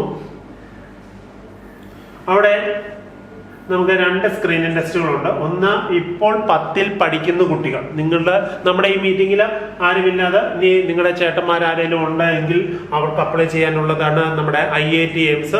ഒരു ടെസ്റ്റ് ഇപ്പോൾ കഴിഞ്ഞിട്ടുണ്ട്. അടുത്ത ടെസ്റ്റ് ഡിസംബർ 26-നാണ് അപ്ലൈ ചെയ്യാൻ വേണ്ടി വിളിച്ചിരിക്കുന്നത്. നമ്മുടെ ടെസ്റ്റ് എന്ന് പറയുന്നത് ഫൗണ്ടേഷൻ പ്രോഗ്രാമാണ്. അതിലേക്ക് നമ്മൾ കയറി കഴിയുമ്പോൾ നിങ്ങൾക്ക് രജിസ്റ്റർ ചെയ്യാവുന്നതാണ്. നിങ്ങളെല്ലാവരും രജിസ്റ്റർ ചെയ്തു. പക്ഷെ നമുക്ക് കോഴ്സിന്റെ ബ്രോഷറിലേക്ക് നമുക്ക് പോകാം. നിങ്ങൾ ഇതെല്ലാം കണ്ടു എന്ന് ഞാൻ പ്രതീക്ഷിക്കുകയാണ്. നമ്മുടെ ടെസ്റ്റ് നടക്കുന്നത്. നമുക്ക് ഇതിന്റെ സിലബസിലേക്ക് പോകാം. എക്സാം ഫീസ് 500 രൂപ ഉണ്ട്. ദെൻ നിങ്ങൾക്ക് സെലക്ഷൻ കിട്ടി കഴിയുമ്പോൾ സ്കോളർഷിപ്പ് നമ്മൾ പറഞ്ഞിട്ടുണ്ട്. ഇതിനകത്ത് ടെസ്റ്റ് സിലബസ് പലരും വിളിച്ചു ചോദിക്കാറുള്ള ഒരു കാര്യമാണ്, എന്തിനെ ബേസ് ചെയ്തായിരിക്കും പരീക്ഷ നടക്കുന്നത്. അപ്പോൾ ഇപ്പോൾ 5ാം ക്ലാസ്സിൽ പഠിക്കുന്ന കുട്ടികളുടെ സിലബസ് നമ്മൾ ഇവിടെ അറേഞ്ച് ചെയ്തിട്ടുണ്ട്. ആ സിലബസിൽ നമ്മൾ ഇൻക്ലൂഡ് ചെയ്തിരിക്കുന്നത് 4ാം ക്ലാസ്സിലെ സയൻസും മാത്സും കൂടാതെ 5ലെ ഫസ്റ്റ് ടൈം സിലബസ്, അതായത് സയൻസും മാത്സും ഉണ്ട്. അത് കൂടുന്ന ഒരു ചാപ്റ്റർ ഒരു സിലബസ് ആണ് നമ്മൾ അറേഞ്ച് ചെയ്തിരിക്കുന്നത്. ഇനി 6ലേക്ക് പഠിക്കുന്ന കുട്ടികൾക്ക് വേണ്ടി നമ്മൾ അറേഞ്ച് ചെയ്യുന്നത് 5ലെ സയൻസും മാത്സും, ദെൻ 6ലെ ഫസ്റ്റ് ടൈം സിലബസും ആയിരിക്കും. ദെൻ 7ാം ക്ലാസ്സിലേക്ക് നമുക്ക് പഠിക്കുമ്പോൾ ഇതുപോലെ തന്നെ 7ലെ സിലബസും അതുപോലെ തന്നെ 6ാം ക്ലാസ്സിലെ ഫുൾ സിലബസും ഉണ്ട്. ദെൻ 8ാം ക്ലാസ്സും 9ാം ക്ലാസ്സും ഇതുപോലെ തന്നെ നമ്മളെ അറേഞ്ച് ചെയ്തിട്ടുണ്ട്. സിലബസ് ആരെങ്കിലും കണ്ടിട്ടില്ല എങ്കിൽ നിങ്ങൾക്ക് ഇത് ചെക്ക് ചെയ്യാവുന്നതാണ്. ഇനി അതുപോലെ തന്നെ ഈ ടെസ്റ്റ് എഴുതി കഴിയുമ്പോൾ നമുക്ക് കിട്ടുന്ന സ്കോളർഷിപ്പുകൾ നമ്മൾ അറേഞ്ച് ചെയ്തിട്ടുണ്ട്. 100% വരെ പെർസെന്റേജിൽ മേടിക്കുന്നവർക്കെല്ലാം നമുക്ക് 4,000 ആണ് നമ്മൾ പറഞ്ഞിരിക്കുന്ന സ്കോളർഷിപ്പ്. വളരെ അനേകം സ്കോളർഷിപ്പുകളുണ്ട്. അതുപോലെ തന്നെ കോഴ്സിന്റെ ഫീസും പലരും ചോദിക്കുന്നുണ്ട്. ഇപ്പം ഓഫ്ലൈൻ ക്ലാസ് ചൂസ് ചെയ്യുന്നവർക്ക് കോഴ്സിന്റെ ഫീസ് എന്ന് പറയുന്നത് 6ൽ പഠിക്കുന്നത് 25,000 പ്ലസ് GST ആയിരിക്കും. പക്ഷെ അത് ഓൺലൈനിലാണ് നിങ്ങൾ ചൂസ് ചെയ്ത് കംപ്ലീറ്റ് ഓൺലൈനിലേക്കാണ് താല്പര്യമെങ്കിൽ അത് 20,000 പ്ലസ് ടൈംസ് ആയിരിക്കും. ദെൻ അതുപോലെ തന്നെ 7ാം ക്ലാസ് വരുമ്പോൾ 30,500 ടൈംസ് ഉണ്ട്. ദെൻ അത് ഓൺലൈൻ ആണെങ്കിൽ 25 ആയിരിക്കും. ഇനി 8ലാണെങ്കിലും അത് തന്നെയാണ്. ദെൻ അതുപോലെ 9ലും 10ലും പഠിക്കുന്നവർക്ക് ഓഫ്ലൈൻ ആണ് എങ്കിൽ നമുക്ക് 35ഉം ഓൺലൈൻ ആണെങ്കിൽ 30 ആയിരിക്കും നമ്മൾ അറേഞ്ച് ചെയ്തിരിക്കുന്ന ഫീസ്. ഇനി ഓഫ്ലൈൻ സെന്ററുകൾ നമ്മളിവിടെ അറേഞ്ച് ചെയ്തിട്ടുണ്ട്. നിങ്ങൾ കണ്ടു കാണും. ഓഫ്ലൈൻ സെന്റർ എന്ന് പറയുന്നത്, ഓഫ്ലൈൻ ക്ലാസ് സെന്റർ എന്ന് പറയുന്നത് നമുക്ക് പാലായിലുണ്ട്, ദെൻ കാഞ്ഞിരപ്പള്ളിയിലുണ്ട്, കോട്ടയം മാന്നാനത്തുണ്ട്, ദെൻ ചങ്ങനാശ്ശേരിയിലുണ്ട്, ദെൻ തൊടുപുഴ, എറണാകുളം, തൃശ്ശൂർ, ദെൻ ട്രിവാൻഡ്രം, കോഴിക്കോട്. ഇതൊക്കെ ആയിരിക്കും നമ്മുടെ ഓഫ്ലൈൻ ക്ലാസ് സെന്ററുകൾ. അപ്പോൾ ഓഫ്ലൈൻ കോഴ്സ് ചൂസ് ചെയ്യുന്നവർക്ക് ഇതിനോട് അടുത്തുള്ളവർക്കാണെങ്കിൽ അല്ലെങ്കിൽ നിങ്ങൾക്ക് എത്താൻ പറ്റുന്നവര് നിങ്ങൾക്ക് സെന്റർ എടുക്കാവുന്നതാണ്. അല്ലാതെ കംപ്ലീറ്റ് ആണല്ലോ ഓൺലൈൻ ആയിട്ട്, ഇപ്പോൾ ഗൾഫിലുള്ളവർക്ക് ഇവിടെ എത്താൻ കഴിയില്ല. അപ്പം കംപ്ലീറ്റ് ആയിട്ട് ഓൺലൈൻ തന്നെ ബാച്ചിലിരിക്കേണ്ടതായിരിക്കും നല്ലത്. ഓർത്തേക്കുക. ഇനി അതുപോലെ തന്നെ നമുക്ക് ഇതിന്റെ സാമ്പിൾ ക്വസ്റ്റ്യൻസ് നമ്മൾ സൈറ്റിൽ അവൈലബിൾ ആക്കിയിട്ടുണ്ട്. നമുക്ക് സൈറ്റിൽ ഇതിന്റെ സാമ്പിൾ ക്വസ്റ്റ്യൻ ഞാൻ ചെയ്തിട്ടുണ്ട്. സാമ്പിൾ ക്വസ്റ്റ്യൻ കിടക്കുന്ന ഏരിയയും കൂടെ ഞാൻ ജസ്റ്റ് നിങ്ങൾക്കൊന്ന് കാണിച്ചു തരാം. brilliantpala.org എന്ന് പറയുന്ന സൈറ്റിലേക്ക് കയറുക.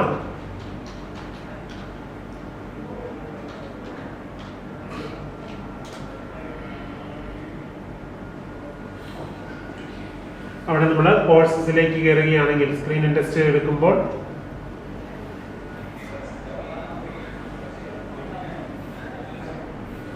ഇൻട്രൊഡക്ഷൻ ആണ്. നിങ്ങൾക്ക് ഇവിടെ സാമ്പിൾ ക്വസ്റ്റ്യൻ നമ്മൾ അറേഞ്ച് ചെയ്തിട്ടുണ്ട്. സാമ്പിൾ ക്വസ്റ്റ്യൻ പേപ്പർ 5 to 6 5ൽ നിന്ന് 6ലേക്ക് വരുന്ന കുട്ടികൾക്കുണ്ട്. Then sample question paper 6 to 7 ഉണ്ട്. ദെൻ 7 to 8 ഉണ്ട്. ദെൻ അതുപോലെ തന്നെ 8 to 9, ദെൻ 9 to 10 ഇത്രയും ക്ലാസ്സുകാർ സാമ്പിൾ ക്വസ്റ്റ്യൻ അവൈലബിൾ ആക്കിയിട്ടുണ്ട്. മോക്ക് ടെസ്റ്റിന്റെ ക്വസ്റ്റ്യനും നിങ്ങൾക്ക് അവൈലബിൾ ആയിരിക്കും.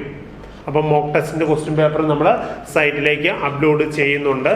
അത് എല്ലാവരും ശ്രദ്ധിക്കുക. അപ്പോൾ പരമാവധി നമ്മൾ മോക്ക് ടെസ്റ്റുകൾ എഴുതുക. കാരണം നമ്മുടെ വീക്ക് പോയിന്റ്സുകൾ നമുക്ക് പരീക്ഷ കഴിഞ്ഞിട്ടല്ല മനസ്സിലാക്കേണ്ടത്.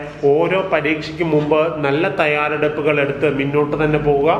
അപ്പോൾ ഈ ഒരു കോഴ്സിൻ്റെ കാര്യങ്ങൾ നിങ്ങൾക്ക് മനസ്സിലായി എന്ന് പ്രതീക്ഷിക്കുന്നു. അപ്പോൾ ഇനി നിങ്ങൾക്ക് കുറച്ചുകൂടെ ഡീറ്റെയിൽഡ് ആയിട്ട് നമ്മുടെ ഈ ഒളിമ്പിയാഡ്, അതായത് കോമ്പറ്റേറ്റീവ് എക്സാമുകളെ പറ്റി പറയുന്നതിന് വേണ്ടി എൻ്റെ സുഹൃത്തും ആയിട്ടുള്ള എബിൻ സാർ ഇവിടെ എത്തിയിട്ടുണ്ട്. നമ്മുടെ ഒളിമ്പിയാഡുകളും NDSA പറ്റി അദ്ദേഹം നന്നായിട്ട് നമുക്ക് പറഞ്ഞു തരുന്നതാണ്. അതിനുശേഷം നിങ്ങൾക്ക് എന്തെങ്കിലും ഡൗട്ടുകളുണ്ടോ എങ്കിൽ റൈസ് ഹാൻഡ് എടുക്കുക, ക്ലിയർ ചെയ്ത് നമുക്ക് മുന്നോട്ട് പോകാം. ഓക്കെ.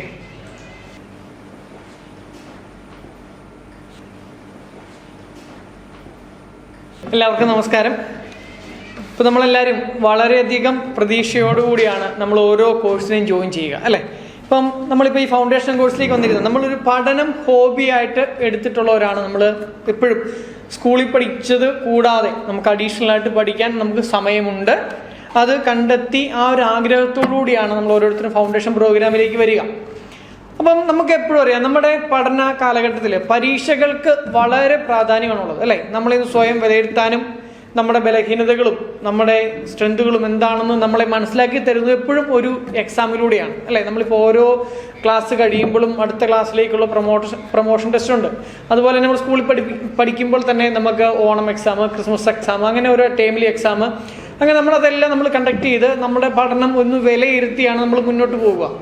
അതുപോലെ തന്നെ നമ്മൾ കരിയർ ഓറിയൻറ്റഡ് ആയിട്ടും ഒരുപാട് എക്സാമുകൾ നടക്കുന്നുണ്ട് നമ്മുടെ എഡ്യൂക്കേഷൻ ഫീൽഡിൽ.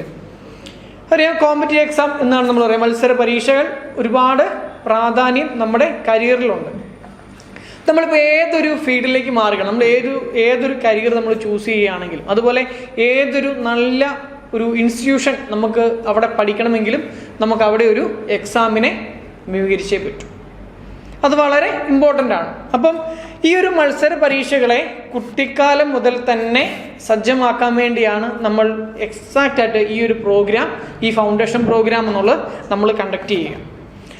അതിന് നമ്മളെ ഏറ്റവും കൂടുതൽ സഹായിക്കുന്നത് ഒരുപാട് കോമ്പറ്റീവ് എക്സാമുകളുണ്ട്. പ്രദീപ് സാറോട് പറഞ്ഞു, പ്രൈവറ്റ് ആയിട്ടുള്ള എക്സാമുകളുണ്ട്, ഗവൺമെൻറ് നടത്തുന്ന എക്സാമുകളുണ്ട്. ഇപ്പോൾ പ്രൈവറ്റ് എക്സാം ആണെങ്കിൽ SOF സയൻസ് ഫൗണ്ടേഷൻ്റെ എക്സാമുകളുണ്ട്. അതുപോലെ തന്നെ യൂണിഫൈഡ് കൗൺസിലിൻ്റെ എക്സാമുകളുണ്ട്. അത് 1ാം ക്ലാസ് മുതൽ 12ാം ക്ലാസ് വരെയുള്ള കുട്ടികൾക്കുണ്ട്. പിന്നെ ആര്യഭട്ട എന്ന് പറഞ്ഞ എക്സാം, അതിൻ്റെ എക്സാം നമ്മൾ ജൂലൈ മാസം കഴിഞ്ഞു പോയി. നമ്മളത് അക്കാഡമിക്കിൻ്റെ ആദ്യ ഈ മാസങ്ങളിൽ തന്നെയാണ് അതിൻ്റെ എക്സാം കണ്ടക്ട് ചെയ്യുക. പിന്നീട് വരുന്നത് ഗവൺമെൻറ് അണ്ടർടേക്ക് ചെയ്യുന്ന എക്സാമുകളാണ് സയൻസ് ഒളിമ്പിയാഡും മാത്തമാറ്റിക്കൽ ഒളിമ്പിയാഡും. അതിൻ്റെ ഡീറ്റെയിൽസ് ജസ്റ്റ് ബ്രീഫായിട്ടൊന്ന് പ്രദീപ് സാർ പറഞ്ഞിരുന്നു. അത് നമുക്ക് 8ാം ക്ലാസ് മുതൽ നമുക്ക് ആ ഒളിമ്പിയാഡ് എക്സാമുകൾ അറ്റൻഡ് ചെയ്യാം. 8ാം ക്ലാസ് മുതൽ അവർ മിനിമം ക്രൈറ്റീരിയ പറയുന്നത് 8ാം ക്ലാസ് മുതലാണ് അതിൻ്റെ മിനിമം ക്രൈറ്റീരിയ പറയുന്നത്. പക്ഷേ അതിൻ്റെ സിലബസ് എന്ന് പറയുന്നത് സയൻസ് ഒളിമ്പിയാഡിൻ്റെ junior science olympiad NSCJSO national standard examination in junior science IOQJS എന്ന് പറയും. ഇന്ത്യൻ ഒളിമ്പിയാഡ് ക്വാളിഫയർ, അതാണ് IOQ എന്നുള്ളത്, Indian olympiad qualifiers in junior science.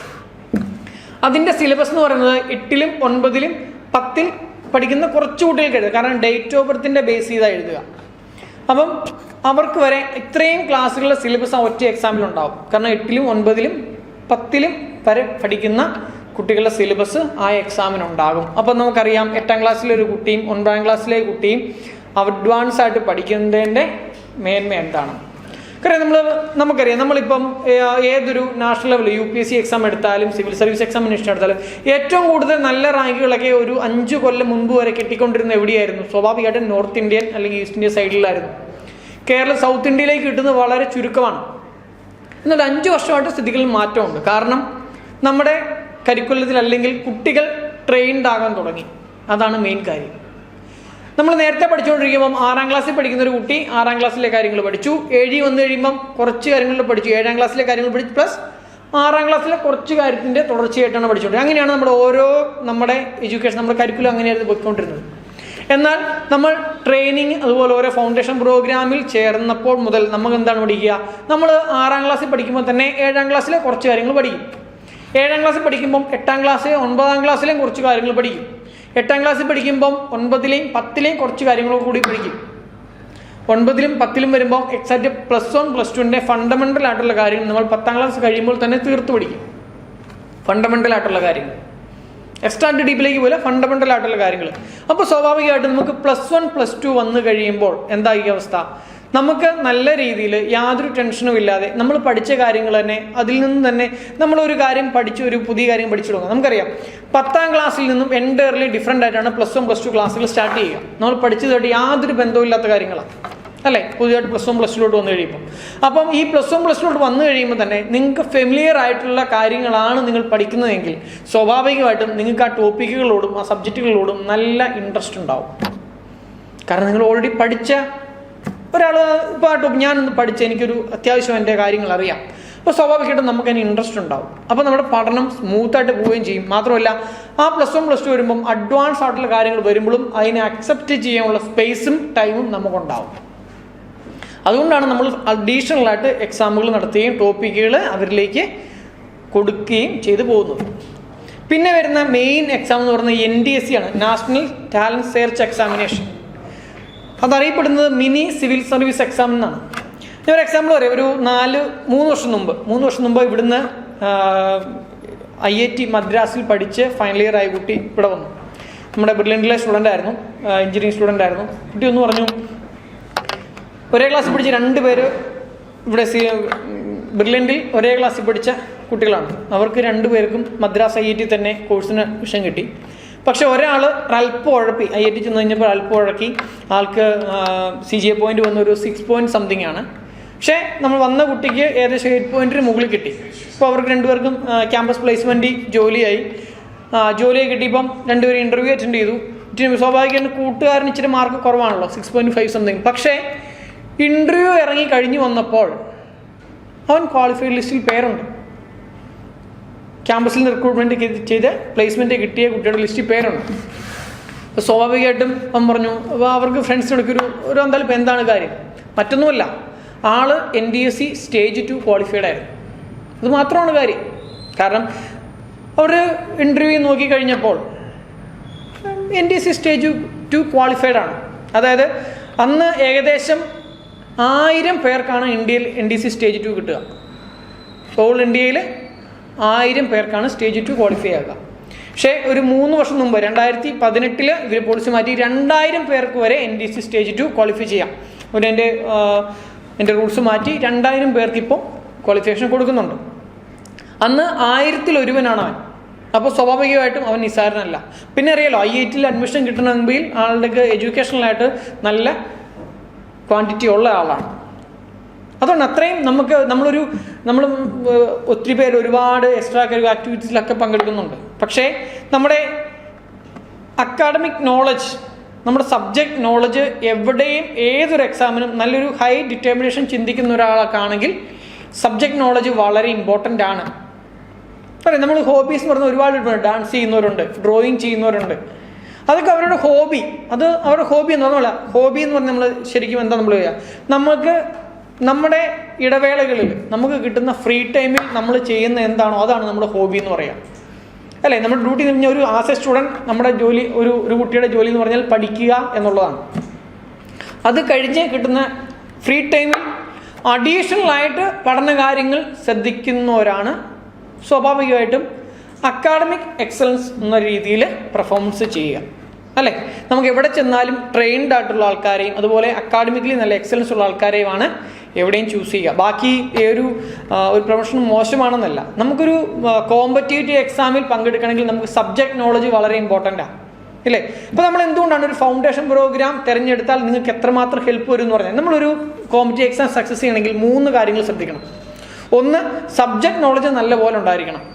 2, ഒരു ടൈം മാനേജ്മെൻറ്റ് ഉണ്ടായിരിക്കണം, ഇല്ലേ? ഒരു ടൈം മാനേജ്മെൻറ്റ്. അതുപോലെ തന്നെ പ്രോബ്ലം സോൾവിങ് സ്കില്ലും വേണം. ഈ 3 കാര്യങ്ങളും ഉണ്ടെങ്കിൽ മാത്രമേ നമുക്കൊരു കോമ്പറ്റേറ്റീവ് എക്സാം നല്ല രീതിയിൽ സക്സസ് ചെയ്യാൻ പറ്റുള്ളൂ. ഫസ്റ്റ് സബ്ജക്ട് നോളജ്, അത് മസ്റ്റാണ്. നമുക്ക് കാര്യങ്ങൾ അറിഞ്ഞെങ്കിൽ മാത്രമേ നമുക്ക് ആൻസർ ചെയ്യാൻ പറ്റുള്ളൂ. 2ാമത് പ്രോബ്ലം സോൾവിങ് സ്കില്ല്, അല്ലേ?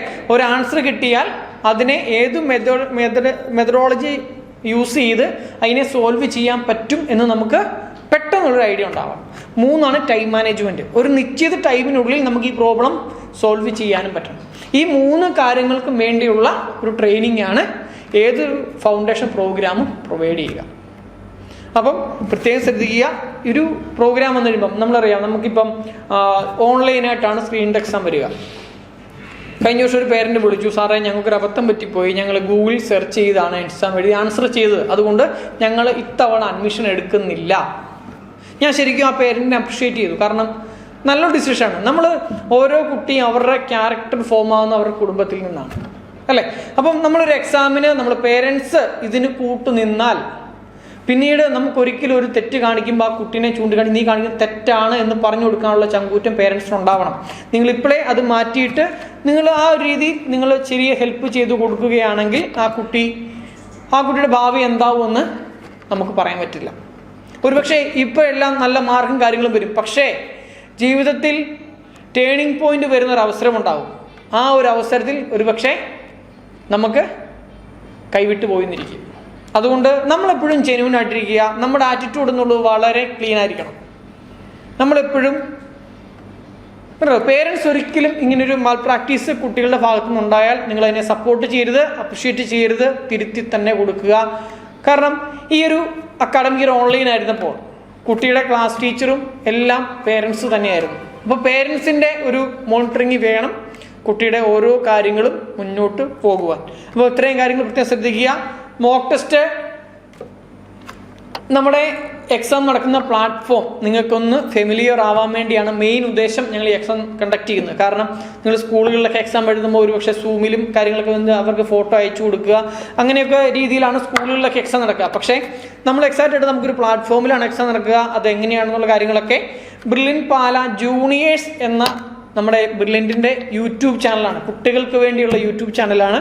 ആ യൂട്യൂബ് ചാനലിൽ നമ്മൾ അപ്ലോഡ് ചെയ്തിട്ടുണ്ട്. അപ്പം ഡെമോ ടെസ്റ്റിൻ്റെ എന്തെങ്കിലും ഡൗട്ടോ അതെങ്ങനെയാണ് അറ്റൻഡ് ചെയ്യുന്നത് ഒക്കെ എന്തെങ്കിലും ഡൗട്ടോ കാര്യങ്ങളോ ഉണ്ടെങ്കിൽ നിങ്ങൾ തീർച്ചയായിട്ടും ആ യൂട്യൂബ് ചാനൽ കയറുക, സബ്സ്ക്രൈബ് ചെയ്യുക, അതുപോലെ തന്നെ വീഡിയോ കാണുക. അത് പ്രത്യേകം ഒന്ന് ശ്രദ്ധിക്കുക. നിങ്ങൾക്ക് ഇനി ഇവിടെ പറഞ്ഞ് ഡിസ്കസ് ചെയ്ത കാര്യങ്ങളിൽ എന്തെങ്കിലും സംശയമോ കാര്യങ്ങളോ ഉണ്ടെങ്കിൽ നിങ്ങൾക്കിപ്പോൾ ചോദിക്കാം. അനാൻ, നമ്മുടെ ഓഫ്ലൈൻ ക്ലാസ് ഓഫ്ലൈൻ ക്ലാസ്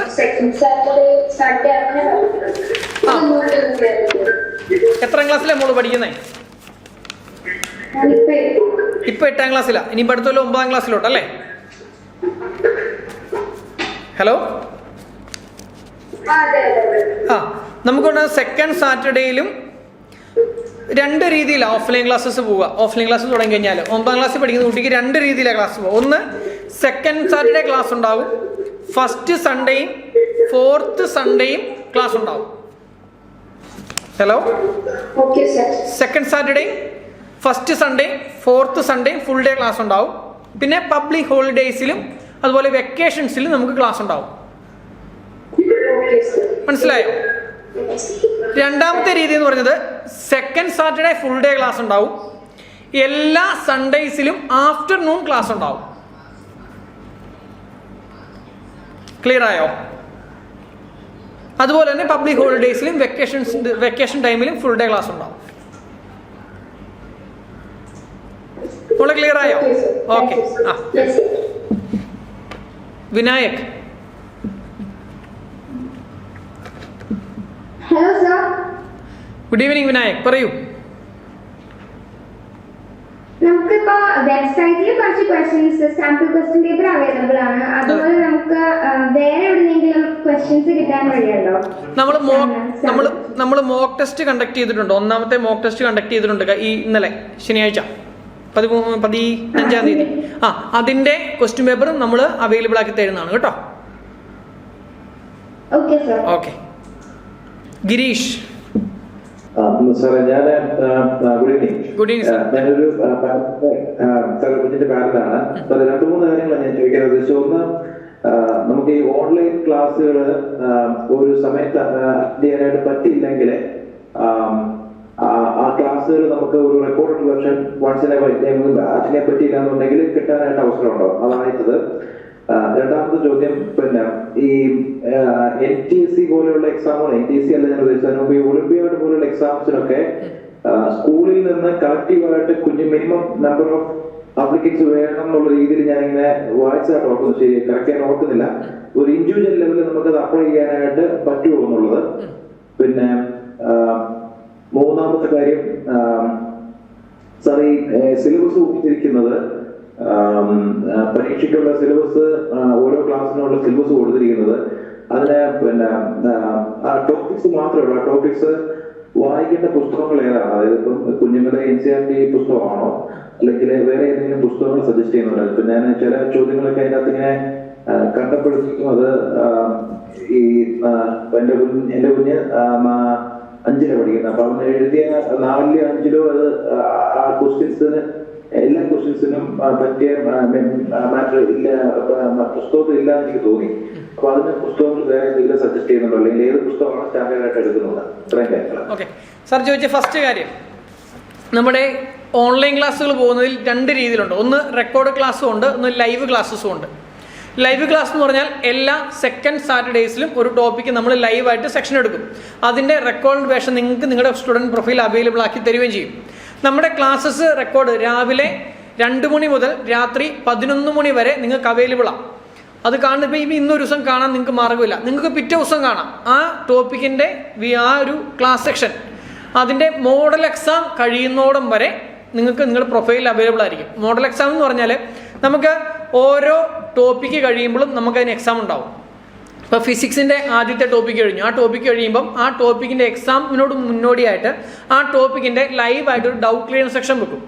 അതിനുശേഷം ആ ടോപ്പിക്ക് ഡൗട്ട് ക്ലിയറൻസ് ചേർന്നതിന് ശേഷം പിറ്റേ ആഴ്ച അതിൻ്റെ എക്സാം വെക്കും.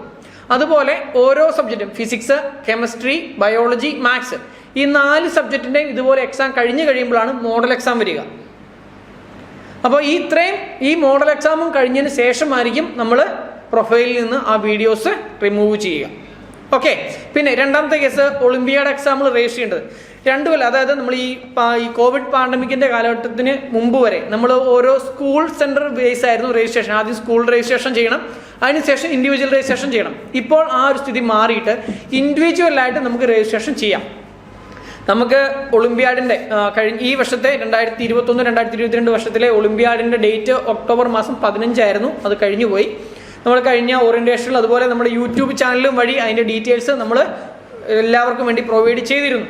അതായത് നമ്മൾ ഇൻഡിവിജ്വലായിട്ട് ചെയ്യാം. ഒരു സ്കൂൾ സെൻറ്ററിൻ്റെ അല്ലെങ്കിൽ അങ്ങനെ ഒരു രജിസ്ട്രേഷൻ്റെ കാര്യം കഴിഞ്ഞ തവണ മുതലില്ല. നമുക്ക് ഇൻഡിവിജ്വലായിട്ട് രജിസ്റ്റർ ചെയ്ത് വിടാം. അപ്പം നമുക്ക് വേണ്ട ഒരു കാര്യം എന്ന് പറഞ്ഞാൽ സ്കൂൾ ID പ്രൂഫ് വേണം, സ്കൂളിൻ്റെ സ്റ്റാമ്പുള്ള ID പ്രൂഫ് വേണം. അത് മാത്രമേ ഒരു നിബന്ധന ഉണ്ടായിരുന്നുള്ളൂ. പിന്നീട് നമ്മുടെ ഏജും കാര്യങ്ങളും പ്രൂഫ് ചെയ്യുന്നതിനുള്ള ഒന്നല്ലെങ്കിൽ പാസ്പോർട്ട്, അല്ലെങ്കിൽ ആധാർ കാർഡ്, അല്ലെങ്കിൽ ബർത്ത് സർട്ടിഫിക്കറ്റ്, ഇത്രയും കാര്യങ്ങൾ മതിയായിരുന്നു. നമുക്ക് ഇൻഡിവിജ്വലായിട്ട് രജിസ്ട്രേഷൻ കംപ്ലീറ്റ് ചെയ്യാം. മൂന്നാമത്തെ കേസ് പറഞ്ഞത് നമ്മളൊരു മൊത്തത്തിൽ കോമൺ ആയിട്ടൊരു സിലബസ് എടുത്തിരിക്കുന്നത്. അതായത് അതിൻ്റെ അത് ICSE സിലബസിലേ വരുന്നുണ്ട്, സ്റ്റേറ്റ് സിലബസ് വരുന്നുണ്ട്, NCERT സിലബസ്, CBSE സിലബസ് വരുന്നുണ്ട്. നിങ്ങൾ ഫസ്റ്റ് ചെയ്യേണ്ടത് നിങ്ങൾ ഏത് സിലബസിലാണോ പഠിക്കുന്നത് ആ സിലബസിൻ്റെ ടെക്സ്റ്റ് നല്ലപോലെ പഠിക്കുക. ഇൻ കേസ് ഇപ്പം സ്റ്റേറ്റ് സിലബസിൽ പഠിക്കുന്ന കുട്ടിയാണെങ്കിൽ 5ലെയും 4ലെയും ഇപ്പോൾ ഒരു എക്സാമ്പിൾ പറയാം, ഇപ്പോൾ 5ാം ക്ലാസ്സിൽ പഠിക്കുന്ന ഒരു കുട്ടി സ്റ്റേറ്റ് സിലബസ് ആണെങ്കിൽ ആ കുട്ടി ആ പഠിക്കുന്ന ക്ലാസ്സിലെ ടെക്സ്റ്റ് ബുക്ക് ആ സിലബസ് നല്ലപോലെ പഠിക്കുക. അതുപോലെ പ്രീവിയസ് ഇയറിൽ നല്ലപോലെ പഠിക്കുക. അതിനുശേഷം നമ്മുടെ സിലബസ് ഫുള്ള് കവർ ചെയ്യുന്നില്ല എന്നുണ്ടെങ്കിൽ മാത്രം എന്ത് ചെയ്യുക, അടുത്ത സിലബസിൻ്റെ ടെക്സ്റ്റ് ഒന്ന് റെഫർ ചെയ്യുക. അത് ഒന്നുവരെ NCERT ആവാം, അല്ലെങ്കിൽ ICSE സിലബസ് ആവാം. അങ്ങനെയാണ് നോക്കേണ്ടത്. നമ്മൾ ആ സിലബസിനെ കമ്പൈൻ ചെയ്ത്, കാരണം നമുക്ക് 3 സിലബസിൽ നിന്നുള്ള കുട്ടികൾ വരുന്നുണ്ട്. അതുകൊണ്ട് നമ്മൾ കോമൺ ആയിട്ടാണ് സിലബസ് ചൂസ് ചെയ്തിരിക്കുന്നത്. അല്ലാതെ ഒരു പ്രത്യേകിച്ച് ഒരു പർട്ടിക്കുലർ ഒരു ടെക്സ്റ്റ് നോക്കിയല്ല നമ്മൾ സിലബസ് അറേഞ്ച് ചെയ്തിരിക്കുക. ഓക്കെ. സാറിന് ഈ 3 കാര്യങ്ങളിലും ഡൗട്ട് ക്ലിയർ ആയി എന്ന് കരുതുന്നു. Okay, thank U. Hello Naveen. Hello sir. Hello, ഞാൻ നവീന്റെ മകളാണ് സംസാരിക്കുന്നത്. അപ്പൊ ഞങ്ങള് ഈ എക്സാമിന് ഓൺലൈൻ ക്ലാസ്സാണ് ഞങ്ങൾ ചൂസ് ചെയ്യുന്നത്. കണ്ണൂരിലാണ്, പിന്നെ ഓഫ്ലൈൻ ബുദ്ധിമുട്ടാണ്. ഓൺലൈൻ ക്ലാസ്സാണ് ഞങ്ങൾ ചൂസ് ചെയ്യാൻ ആഗ്രഹിക്കുന്നത്. അപ്പോൾ ഈ കാര്യങ്ങളൊക്കെ നമ്മൾ ടെസ്റ്റിന് ശേഷമാണ് അതൊക്കെ സെലക്ട് ചെയ്തിരുന്നത്. അതെ മേഡം, മനസ്സിലായില്ല, ക്ലിയർ ആയില്ല. എനിക്ക് ഇതിന്റെ ക്ലാസ്സിന്റെ അതിന്റെ ഇന്റർവ്യൂവിൽ ആദ്യം എനിക്ക് കയറാൻ പറ്റിയില്ലായിരുന്നു. അതുകൊണ്ടാണ് ഞാൻ ചോദിച്ചത്. ഇത് ടെസ്റ്റിന് ശേഷമാണ് നമ്മൾ ഇങ്ങനെയുള്ള കാര്യങ്ങൾ സെലക്ട് ചെയ്തിട്ടുള്ളത് അല്ലേ? അതെ. ഓഫ്ലൈൻ വേണോ ഓൺലൈൻ വേണോ നമ്മുടെ സ്ക്രീൻ ടെസ്റ്റ് കഴിഞ്ഞ് സെലക്ഷൻ കിട്ടിയതിന് ശേഷം നിങ്ങൾ ചൂസ് ചെയ്താൽ മതി. നമ്മൾ ഓരോ എക്സാം നമ്മളിപ്പോൾ സ്ക്രീൻ ടെസ്റ്റ് കഴിഞ്ഞ് കഴിയുമ്പം സെലക്ഷൻ കിട്ടിയ കുട്ടികൾക്കായിട്ട് നമ്മളൊരു ഓറിയന്റേഷൻ മീറ്റിംഗ് നടത്തും കേട്ടോ. ഓക്കെ. അഫ്ന. Good evening.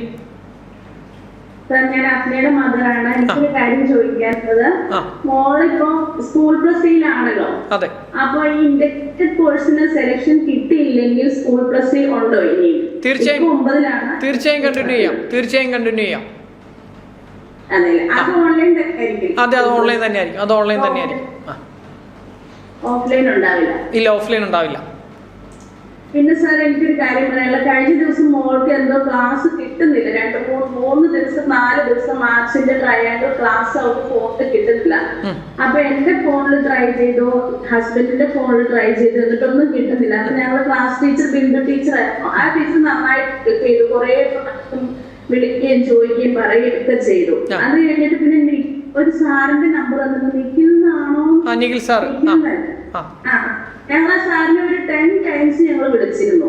പക്ഷെ ഒരു പ്രാവശ്യം വിളിച്ചു, 2 പ്രാവശ്യം വിളിച്ചു, കുറേ പ്രാവശ്യം വിളിച്ചിട്ട് കിട്ടിയതുമില്ല. സാർ ഒന്ന് റിപ്ലൈ ചെയ്തില്ല. അതൊന്ന് റിഫ്ലക്ട് ചെയ്യേണ്ടതല്ലേ സാർ? ഓക്കെ മേഡം, ശരിയാക്കാം കേട്ടോ, ശ്രദ്ധിക്കാം കേട്ടോ. Okay sir, thank U. Hello, ചോദിക്കണം സാറേ പറഞ്ഞോളൂ. അതായത് 8ാം ക്ലാസ്സിന്റെ ഓൺലൈൻ ക്ലാസ്സിന്റെ ഷെഡ്യൂൾ എങ്ങനെയാണ് വരുന്നത്? 8ാം ക്ലാസ്സിന്റെ ഓൺലൈൻ ഷെഡ്യൂൾ സാറേ നമ്മൾ വരുന്നത്, നമുക്ക് വെക്കേഷൻ ക്ലാസ്സിൽ 8ാം ക്ലാസ്സിന് വരുമ്പം എല്ലാ സാറ്റർഡേയ്സിലും സൺഡേയ്സിലും ക്ലാസ് വരും. അതുപോലെ തന്നെ വെക്കേഷനിൽ പബ്ലിക് ഹോളിഡേയ്സിലും ക്ലാസ് വരും. അല്ല, ഇപ്പൊ ഈ സ്കൂൾ ഉള്ള സമയത്ത്, അതായത് 8ാം ക്ലാസ് നമ്മുടെ കുട്ടി 7ലാണ് പഠിക്കുന്നത്, 8ലേക്ക് വരുമ്പോൾ ചേരാൻ ആഗ്രഹിക്കുന്നത്, ഈ സ്കൂൾ ഉള്ള സമയത്ത് എങ്ങനെയാ വരുന്നത് എന്നുള്ളതാണ് സാറേ. എല്ലാ സാറ്റർഡേയ്സിലും സൺഡേയ്സിലും. ഓക്കെ, എത്ര ക്ലാസ് വെച്ച് വരും അത്? ഓരോ ക്ലാസ് വീതം, ഓരോ സെക്ഷൻ വീതം. Saturday 1, Sunday 1. അതെ. ഓക്കെ, അന്ന് പറ്റിയില്ലെങ്കിൽ വേറെ ദിവസമാണെങ്കിലും ആ വീക്ക് ദിവസം എപ്പോഴും കാണാം. ഓക്കെ. വെങ്കിടേഷ്. ഹലോ സാർ, ഇന്നലെ മോക്ക് ടെസ്റ്റ് ചെയ്തതിന്റെ ആൻസർ നമുക്ക് കിട്ടാൻ പറ്റുമോ സാറേ? ക്ലിയർ ആവുന്നില്ലല്ലോ സാറേ, പറയുന്ന വോയിസ് ക്ലിയർ ആവുന്നില്ലല്ലോ. മോക്ക് ടെസ്റ്റ് ചെയ്തില്ല, ക്വസ്റ്റ്യൻ പേപ്പർ ആൻഡ് ആൻസർ നമുക്ക് കിട്ടാൻ പറ്റുമോ? കിട്ടും സാറേ, നിങ്ങളുടെ സ്റ്റുഡൻസ് പ്രൊഫൈലിൽ ആക്ടിവേഷൻ ആക്കി തരും കേട്ടോ. ആൻസറും കൂടെ കിട്ടുമോ? ഉണ്ട്, കീ ഉണ്ടോ, ആൻസർ കീ ഉണ്ടോ? ഓക്കെ, മാധവ്. സാർ, ഈ ജൂനിയർ IAS കോഴ്സ് എങ്ങനെയാണ് അപ്ലൈ ചെയ്യേണ്ടത്? മോനിപ്പോ എത്രയിലാ പഠിക്കുന്നേ? 8ല്. മോനെ അത് 10ാം ക്ലാസ്സിൽ വന്നു കഴിയുമ്പോഴാ കേട്ടോ. Okay sir. Okay. Nandagopal. Hello sir. പറയൂ നന്ദഗോപാൽ. സാർ, നമുക്ക് സിലബസിന് പുറത്തുള്ള ചാപ്റ്റർ ക്വസ്റ്റ്യൻ ചോദിക്കത്തില്ലേ സാർ എപ്പോഴും ഈ എക്സാം? ചിലപ്പോൾ റിലേറ്റഡ് ആയിട്ടുള്ള കാര്യങ്ങൾ വരാം. പിന്നെ സിലബസ് ആയിരിക്കൂലേ, regardless of ICSE, CBSE and state syllabus, അങ്ങനെ ക്വസ്റ്റ്യൻ ചോദിക്കാറുള്ളൂ? ചോദിക്കാം. Okay sir, thank you sir. Mithul. പറയൂ. എന്തിനെ പറ്റിയുള്ള സ്കോളർഷിപ്പ്, അതിന്റെ സബ്ജക്റ്റും സിലബസും പറയാൻ പറ്റുമോ? ISTSC അതിന് ആകെ 10 വരെയുള്ളവർക്കുണ്ട്. നവംബർ 7 പരീക്ഷ. അപ്പൊ അത് എങ്ങനെയാണ് സബ്ജക്ട്? മേഡം മനസ്സിലായില്ല, എന്ത് എക്സാമാ പറയുന്നേ? ISTSE സാർ, മുമ്പ് ISTSE സെർച്ച് പരീക്ഷ ഉണ്ട്. അപ്പൊ അത് എന്ത് പരീക്ഷ, സിലബസും സബ്ജക്റ്റും ഒക്കെ പ്രൈവറ്റ് സെക്ഷൻ ഒളിമ്പ്യാഡ് വല്ലതും ആണോ മേഡം? അതിന്റെ ഡീറ്റെയിൽസ് ഒന്ന് മേഡം, ഞാൻ എന്റെ ഫോൺ നമ്പർ തരാം, അതിന്റെ ഡീറ്റെയിൽസ് ഒന്ന് അയച്ചുതരോ? ഓക്കെ, ഇപ്പം നമ്മുടെ ചാറ്റ് ബോക്സിൽ എൻ്റെ നമ്പർ വരും, അതൊന്ന് മെൻഷൻ ചെയ്യാം കേട്ടോ. ഓക്കെ, 8089. എൻ്റെ നമ്പർ ഒന്ന് തരാം, നിങ്ങളൊന്ന് നോട്ട് ചെയ്ത് കൊടുക്കുക. 8089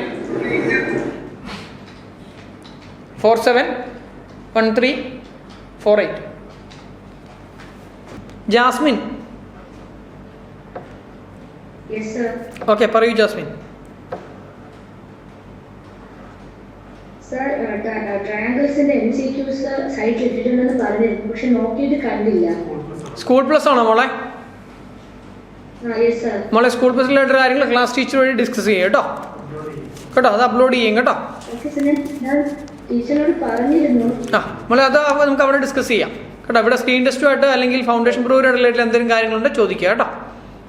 സാർ, പിന്നെ ഇന്നത്തെ മോക്ക് ടെസ്റ്റ് ഇല്ലേ, അതിന് രജിസ്റ്റർ ചെയ്യണമായിരുന്നു. തീർച്ചയായിട്ടും രജിസ്റ്റർ ചെയ്ത് പേയ്മെന്റ് അടച്ചവർക്ക് മാത്രമാണ് നൽകുക. മോളിപ്പോൾ എത്രയിലാണ് പഠിക്കുന്നത്? 9th. നമ്മൾ ക്ലാസ് ടീച്ചർ മുഖാന്തരം നിങ്ങൾക്ക് ഇൻഫർമേഷൻ തന്നാണല്ലോ, ബ്രോഷർ സഹിതം കിട്ടിയതല്ലേ? അപ്പൊ അപ്ലൈ ചെയ്യുന്ന കാര്യങ്ങളും പറഞ്ഞിരുന്നല്ലോ. നമ്മൾ ഇതിന് ശേഷം നമ്മളെല്ലാ ഞായറാഴ്ചകളും നമുക്ക് 3 മണിക്ക് മീറ്റിംഗ് ഉണ്ടായിരുന്നു. ആ മീറ്റിങ്ങിലെല്ലാം ഫൗണ്ടേഷൻ സ്ക്രീൻ ടെസ്റ്റിനെ കുറിച്ച് നിങ്ങൾക്ക് ഇൻഫർമേഷൻ തന്നിരുന്നതാണ്. Okay, Prashanth. Good evening sir. Good evening. ഞാൻ ശ്രേയയുടെ അമ്മയാണ്. അപ്പം മോക്ക് ടെസ്റ്റ് എഴുതിയിരുന്നു. അപ്പം അവളിപ്പോൾ 8th-ലാണ്, 9th-ലേക്ക് വേണ്ടിയിട്ടാണ് എഴുതിയത്. അപ്പം സ്കൂൾ പ്ലസ് എന്ന് പറയുന്നത് സ്കൂൾ പ്ലസ് എന്ന് പറയുന്നത് നമുക്ക് ഒരു പ്രീ ഫൗണ്ടേഷൻ പ്രോഗ്രാമാണ്. പ്രീ ഫൗണ്ടേഷൻ പ്രോഗ്രാം എന്ന് പറഞ്ഞാൽ നമ്മൾ 8, 9, 10 പഠിക്കുന്ന കുട്ടികൾക്കായി ഇപ്പോൾ സ്റ്റേറ്റ് സിലബസും ഉണ്ട്, CBSE സിലബസും ഉണ്ട്. ആ സിലബസിലെ കാര്യങ്ങൾ അവരുടെ text physics, chemistry, maths, biology ഈ 4 സബ്ജക്റ്റുകൾ അവരുടെ സിലബസിൽ നിന്നുകൊണ്ട് ആ സിലബസിലെ ആ ടെസ്റ്റിലെ കാര്യങ്ങൾ നല്ല രീതിയിൽ നമ്മൾ അവർക്ക് പഠിപ്പിച്ചു കൊടുക്കും. ട്യൂഷനായിട്ടില്ല, അത് സിലബസ് എക്സാക്ട് ക്ലാസ്സിൽ പഠിപ്പിക്കുന്ന പോലെ തന്നെ നമ്മുടെ പ്രൊഫസർമാർ ക്ലാസ്സിൽ എടുത്തു കൊടുക്കും. അല്ല, തിങ്കൾ, ബുധൻ, വെള്ളി ദിവസങ്ങളിലായിരിക്കും ക്ലാസ് വരിക, ഓരോ സെക്ഷൻസ്. അത് ഓൺലൈൻ മാത്രമേ ഉള്ളൂ.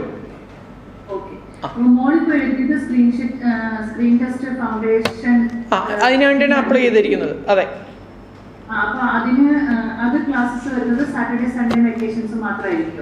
അതെ അതെ, സാറ്റർഡേ സൺഡേ വെക്കേഷൻസ് മാത്രമായിരിക്കും. ഒരു ദിവസം ഒരു ക്ലാസ്. നമുക്ക് വെക്കേഷൻ ക്ലാസ് വരുമ്പോൾ എല്ലാ ദിവസവും ക്ലാസ് ഉണ്ടാവും. അപ്പോൾ ഒരു ദിവസം ഒരു 3 സെക്ഷൻ വരെ ക്ലാസ്സുകൾ ഉണ്ടാവും.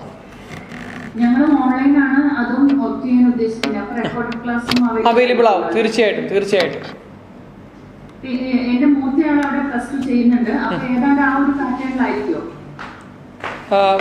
പ്ലസ് 2 ഏത് കോഴ്സാണ് എടുത്തേക്കുന്നത്?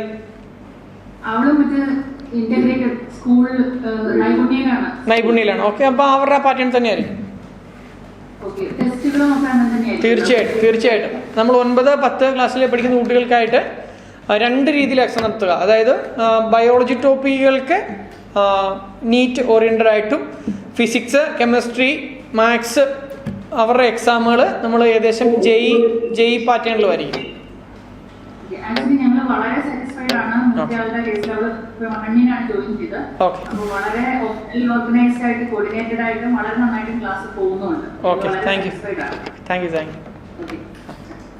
അഭിനവ്. ഹലോ അഭിനവ്, പറയൂ.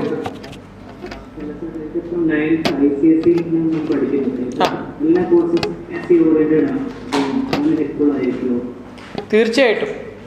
കാരണം നമുക്കറിയാം, നമ്മൾ ഈ ഒരു ഫൗണ്ടേഷൻ പ്രോഗ്രാമിൻ്റെ മെയിൻ ഉദ്ദേശം എന്ന് പറഞ്ഞാൽ നിങ്ങൾക്ക് അൾട്ടിമേറ്റ് ആയിട്ടുള്ള ഇതിൻ്റെ ഒരു ഗുണം ലഭിക്കുക എന്ന് പറയുന്നത് +2 കഴിയുമ്പോഴാണ്. അതോടൊപ്പം അതിനിടയ്ക്കുള്ള ഓരോ ചുവടുപടികളാണ് ഒളിമ്പിയാഡ് എക്സാമുകളും NTSC എന്നുള്ളത്. കാരണം നമ്മൾ +2 കഴിയുമ്പോഴാണ് ഒരു കരിയർ ഓറിയൻറ്റഡ് ആയിട്ടൊരു ഡീവിയേഷൻ വരിക. എഞ്ചിനീയറിംഗ് പോകണോ, അല്ലെങ്കിൽ മെഡിക്കൽ വേണോ, അല്ലെങ്കിൽ വേറെ ഏതെങ്കിലും കരിയർ ഓറിയൻറ്റഡ് ആയിട്ടുള്ള കോഴ്സിലേക്ക് പോകണോ എന്നുള്ളത്. പക്ഷേ ഈ +2 വരെ ഈ ഒരു കരിയർ ഓറിയൻറ്റഡ് ചൂസ് ചെയ്യാൻ നിങ്ങളെ നല്ല രീതിയിൽ ഹെൽപ്പ് ചെയ്യും, അത് ഉറപ്പാണ്.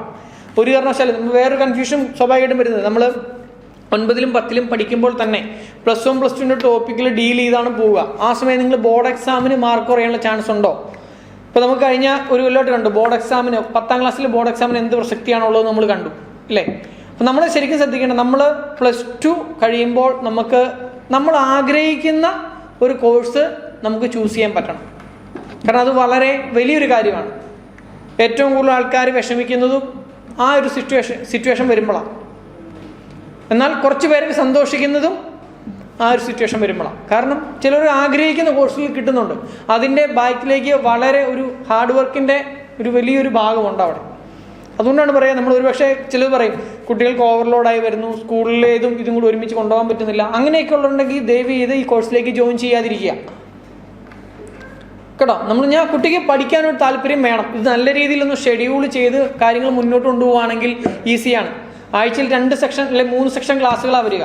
അപ്പോൾ സ്കൂൾ എക്സാമിനോട് കൂടി അല്ലെ സ്കൂൾ ടോപ്പിക്കിനോട് കൂടി അവർക്ക് ഇതും കൂടെ മാനേജ് ചെയ്ത് പോകാൻ സാധിക്കണം. കാരണം ഏതൊരു ഫീൽഡിൽ ചെന്നാലും ട്രെയിൻഡ് ആയിട്ടുള്ള ആൾക്കാരെ മതി. എല്ലായിടത്തും ട്രെയിൻഡ് ആയിട്ടുള്ള ആൾക്കാരെയാണ് ആവശ്യം. സ്വാഭാവികമായിട്ടും നമ്മളും അക്കാഡമിക് കാര്യങ്ങളിൽ നമ്മളും ട്രെയിൻഡ് ആയിരിക്കണം.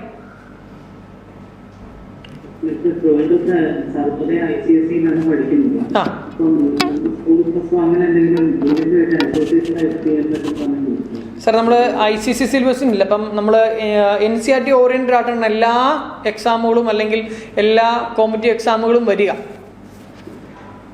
അതുകൊണ്ട് പിന്നെ വേഷം ICCയുടെ ചില ടോപ്പിക്കുമായിട്ട് കമ്പൈൻ ചെയ്ത് NCERTയും ICCയും ചില ടോപ്പിക്കുകൾ കമ്പൈൻഡ് ആണ്.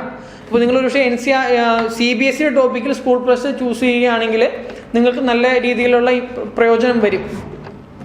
കാരണം ഒരുപാട് ടോപ്പിക്കുകളുണ്ട്, കോമൺ ആയിട്ട് വരുന്ന ഒരുപാട് ടോപ്പിക്കുകൾ CBSEയിലും ICCയിലും ഉണ്ട്.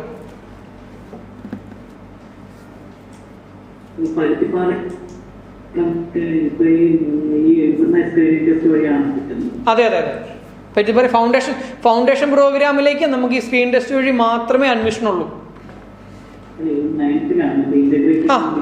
9th ഇൻറ്റിഗ്രേറ്റ്, ഫൗണ്ടേഷനാണ് ഇൻറ്റിഗ്രേറ്റഡ്. 6ാം ക്ലാസ് മുതൽ 8ാം ക്ലാസ് വരെ ഫൗണ്ടേഷനും 9, 10 ഇൻറ്റിഗ്രേറ്റഡ് ആണ്. ഈ 5 ക്ലാസ്സിലേക്കും നമുക്ക് ഈ സ്ക്രീൻ ടെസ്റ്റ് വഴി മാത്രമേ അഡ്മിഷൻ ഉള്ളൂ.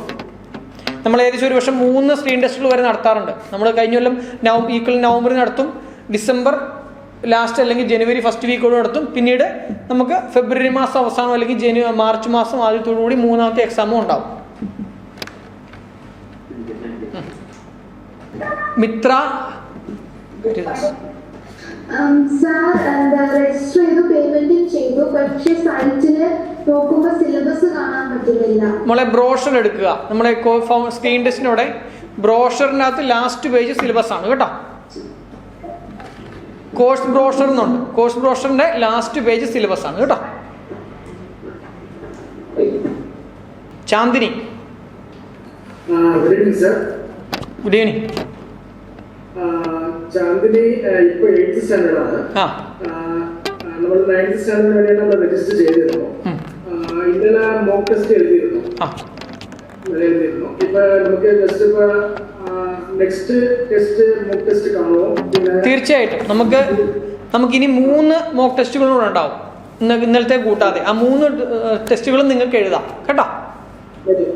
പിന്നെ സ്കൂൾ പ്ലസ് അഡ്മിഷൻ എങ്ങനെയാണ്? അത് ഇൻഡിവിജ്വൽ ആയിട്ട് ജോയിൻ ചെയ്യാൻ പറ്റുമോ? ഇൻഡിവിജ്വൽ ജോയിൻ ചെയ്യാം സാറേ. സാറേ നമ്മുടെ ബ്രില്യൻ സൈറ്റിൽ തന്നെ നിങ്ങൾ സ്ക്രീൻ ടെസ്റ്റ് അപ്ലൈ ചെയ്തില്ലേ, അതുപോലെ തന്നെ BSCP Brilliant school plus learning programme ഒന്നുണ്ട് കേട്ടോ. അതിന്റെ ഫീസ് വരിക ഇപ്പൊ 8ാം ക്ലാസ്സിൽ പഠിക്കുന്ന കുട്ടിയാണെങ്കിൽ 8,000 രൂപ പ്ലസ് ടാക്സ് വരും കേട്ടോ. പിന്നെ 8,000 രൂപ പ്ലസ് ടാക്സ് പ്ലസ് GST.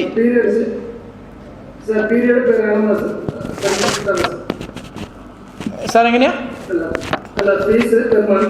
അല്ല സാറേ, സിംഗിൾ പേയ്മെന്റാ. പിന്നെ നമ്മൾ ജൂലൈ മാസം 14-ാം തീയതി ഈ കോഴ്സ് സ്റ്റാർട്ട് ചെയ്തതാണ്. അപ്പൊ അവിടുന്ന് ആഴ്ചയിൽ 3 ക്ലാസ്സുകൾ വീതം ഉണ്ടായിരുന്നു. അപ്പൊ ഇതുവരെയുള്ള സാർ ഇപ്പൊ ഇന്ന് ജോയിൻ ചെയ്യുവാണെങ്കിൽ ഇതുവരെയുള്ള ക്ലാസ്സുകൾ റെക്കോർഡ് ആയിട്ട് സാറിന് അവൈലബിൾ ആണ്. അത് ഫുള്ള് കുട്ടി കണ്ടു തീർക്കണം. അപ്പോൾ ഒരു കാര്യം ചെയ്യേണ്ട, നമുക്ക് ഈ ആഴ്ചകളിലും ക്ലാസ് മുന്നോട്ട് പോകേണ്ടത്, അത് പെൻഡിങ് വരികയും ചെയ്യരുത്.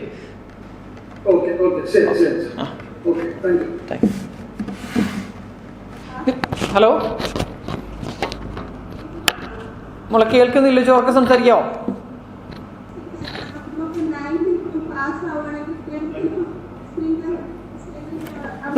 നമ്മളിപ്പം 5ാം ക്ലാസ്സിൽ പഠിക്കുന്ന ഒരു കുട്ടി, 5ാം ക്ലാസ്സിൽ പഠിക്കുന്ന 6ാം ക്ലാസ്സിലേക്ക് ഫൗണ്ടേഷൻ ക്ലാസ്സിലേക്ക് ജോയിൻ ചെയ്തു. അവർക്ക് ആ വർഷം 6ാം ക്ലാസ്സിൽ പഠിച്ച് അതിൻ്റെ അക്കാഡമിക് ലാസ്റ്റ് നമ്മൾ പ്രൊമോഷൻ ടെസ്റ്റ് നടത്തും. സ്ക്രീനിങ് ടെസ്റ്റ് എഴുതണ്ട, പ്രൊമോഷൻ ടെസ്റ്റ് നടത്തി നമ്മൾ 7ാം ക്ലാസ്സിലേക്ക് പ്രൊമോഷൻ കൊടുക്കും. അങ്ങനെ 6-ൽ നിന്ന് 7-ലേക്കും 7-ൽ നിന്ന് 8-ലേക്കും 8-ൽ നിന്ന് 9-ലേക്കും 9-ൽ നിന്ന് 10-ലേക്കും പ്രൊമോഷൻ ടെസ്റ്റ് നടത്തും. അതിനുശേഷം 10-ൽ നിന്ന് +1-ലേക്ക് പ്രൊമോഷൻ ടെസ്റ്റ് ഉണ്ട്. അത് നമ്മുടെ 10ാം ക്ലാസ്സുകാർക്ക് നടക്കുന്ന ഫസ്റ്റ് സ്ക്രീൻ ടെസ്റ്റ് ആണ് നമ്മുടെ പ്രൊമോഷൻ എന്ന് പറയുക. ഓക്കെ, പ്രൊമോഷൻ ടെസ്റ്റ് അറ്റൻഡ് ചെയ്താൽ മതി. പ്രൊമോഷൻ നമ്മൾ സ്കൂളിലാണല്ലോ അങ്ങനെയാണല്ലോ, നമ്മൾ ആനുവൽ എക്സാം പ്രൊമോഷൻ ടെസ്റ്റ് എഴുതിയാണ് നമ്മൾ അടുത്ത അക്കാഡമിക്കിലേക്ക് കയറുക കേട്ടോ. പിന്നെ ശ്രദ്ധിക്കുക, ഇത് നിങ്ങൾ രജിസ്റ്റർ ചെയ്യാൻ ഒരുപാട് പേര് രജിസ്റ്റർ ചെയ്തിട്ടുണ്ട്. നിങ്ങൾക്ക് ഇതുവരെ നമ്മൾ ഡിസ്കസ് ചെയ്ത കാര്യങ്ങളാണ് നിങ്ങൾക്ക് ചോദിക്കാനുള്ളെങ്കിൽ അത് മാക്സിമം ഒന്ന് അവോയ്ഡ് ചെയ്യുക. നമ്മൾ ഇതിൻ്റെ റെക്കോർഡഡ് സെക്ഷൻ നമ്മുടെ ബ്രില്യൻറ്റിൻ്റെ യൂട്യൂബ് ചാനലിൽ അവൈലബിൾ ആക്കി തരുന്നതാണ്. അങ്ങനെ ഉണ്ടെങ്കിൽ നിങ്ങളൊന്ന് സഹകരിക്കുക കേട്ടോ. ഇത് പുതിയതായിട്ട് എന്തെങ്കിലും ഡൗട്ടോ കാര്യങ്ങളോ ചോദിക്കുകയാണെങ്കിൽ ചോദിക്കുക. നമ്മുടെ ഫൗണ്ടേഷൻ പ്രോഗ്രാമും സ്ക്രീൻ ടെസ്റ്റുമായിട്ട് റിലേറ്റഡ് ആയിട്ടുള്ള കാര്യങ്ങൾ ഒന്ന് ചോദിക്കുക.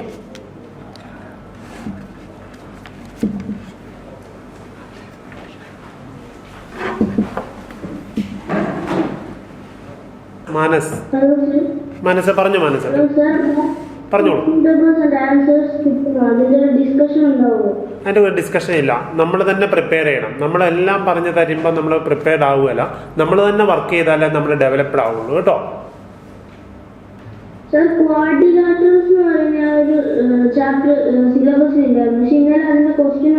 കാരണം എന്താണെന്ന് ചോദിച്ചു കഴിഞ്ഞാൽ നമ്മൾ സിലബസ് ഫുള്ളി സിലബസ് ആയിട്ടുള്ള ക്വസ്റ്റ്യൻസ് വരില്ല. ഏതൊരു പരീക്ഷയാണെങ്കിലും കുറച്ച് നമുക്ക് അതുമായിട്ട് റിലേറ്റ് ചെയ്യിക്കുന്ന ചാപ്റ്റേഴ്സ് ഉണ്ടാവും കേട്ടോ.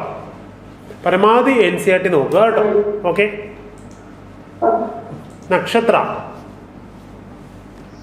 ഹലോ സാർ, ഞാൻ നക്ഷത്രയുടെ അമ്മയാണ്. പറഞ്ഞോളൂ സാർ. ഈ സ്ക്രീനിങ് ടെസ്റ്റിന് വേണ്ടിയിട്ട് പിള്ളേർ വേറെ എന്തെങ്കിലും മെറ്റീരിയൽ പഠിക്കേണ്ടത് ആവശ്യമുണ്ടോ സാർ? വേണ്ട. നമ്മൾ കൂടുതൽ വർക്ക് ചെയ്യുന്നതിലല്ല, നമ്മൾ വർക്ക് ചെയ്യുന്നത് എത്രമാത്രം ശരിയാണെന്നുള്ളത് മാത്രം നോക്കുക കേട്ടോ. നമ്മൾ കൂടുതൽ ബുക്ക് നോക്കാതെ പരമാവധി NCERT ഫോളോ ചെയ്യുക കേട്ടോ. എന്നിട്ട് മോക്ക് ടെസ്റ്റും കൃത്യമായിട്ട് എഴുതുക. ഓരോ മോക്ക് ടെസ്റ്റ് കഴിയുമ്പോൾ നമുക്ക് ഇവാലുവേഷൻ നമുക്ക് തന്നെ മനസ്സിലാവും. അങ്ങനെ ഇമ്പ്രൂവ് ചെയ്ത് വരാം കേട്ടോ. അതിൻ്റെ ക്വസ്റ്റ്യൻ പേപ്പർ നമ്മുടെ സൈറ്റിൽ നാളെ അപ്ലോഡ് ചെയ്യുന്നുണ്ട്. ഇപ്പം നിങ്ങൾ പരീക്ഷ എഴുതിയ സൈറ്റിൽ കയറിയാൽ നിങ്ങൾക്ക് ക്വസ്റ്റ്യൻ പേപ്പർ കിട്ടും. അല്ലെങ്കിൽ നമ്മുടെ brilliantpala.org എന്ന് പറയുന്ന സൈറ്റിൽ നാളെ അവൈലബിൾ ആയിരിക്കും കേട്ടോ. സാർ, ഒരു ഡൗട്ട് കൂടെ. ഈ നക്ഷത്രയോടുകൂടെ പഠിക്കുന്ന വേറെ കുട്ടിക്ക് സ്ക്രീനിങ് ടെസ്റ്റ് എഴുതാൻ ആഗ്രഹമുണ്ട്. അപ്പോൾ ഈ നവംബർ 14 ഫീസ് അടച്ചു കഴിഞ്ഞാൽ ഇനി എഴുതാൻ പറ്റുമോ? നവംബർ 8-ാം തീയതി വരെ നമുക്ക് രജിസ്ട്രേഷൻ ഉണ്ട്. നിങ്ങൾക്ക് അറിയാവുന്ന ആർക്ക് വേണമെങ്കിലും ഇത് സജസ്റ്റ് ചെയ്യാവുന്നതാണ് കേട്ടോ. Okay sir. ഓക്കെ. സൗരവ്.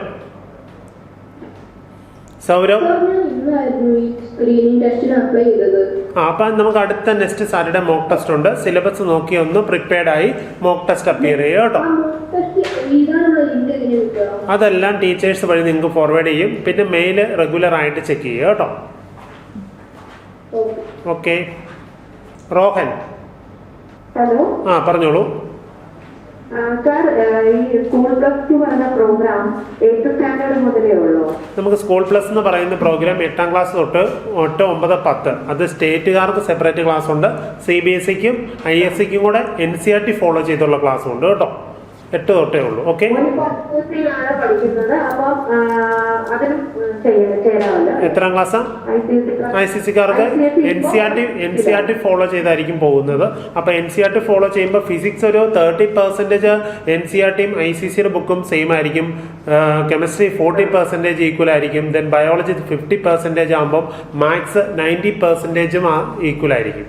അപ്പം അതാണ് വ്യത്യാസം കേട്ടോ. കാരണം ICC ഓരോ സ്കൂളിലും ഓരോ പബ്ലിഷേഴ്സിന്റെ ബുക്കായിരിക്കും യൂസ് ചെയ്യുന്നത്. അതുകൊണ്ട് നമുക്ക് കോമൺ സിലബസ് പറയാൻ പറ്റില്ല കേട്ടോ. അതുകൊണ്ട് NCERT ഫോളോ ചെയ്യണം. ഓക്കെ.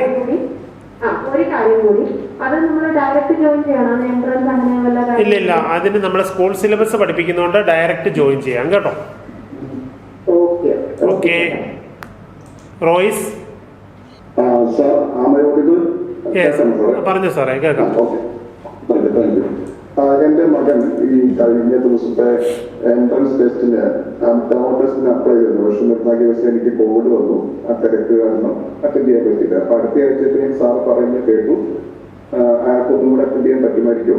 തീർച്ചയായിട്ടും നമുക്ക് എല്ലാവർക്കും ഈ 4 സീരീസും അറ്റൻഡ് ചെയ്യാവുന്നതാണ്.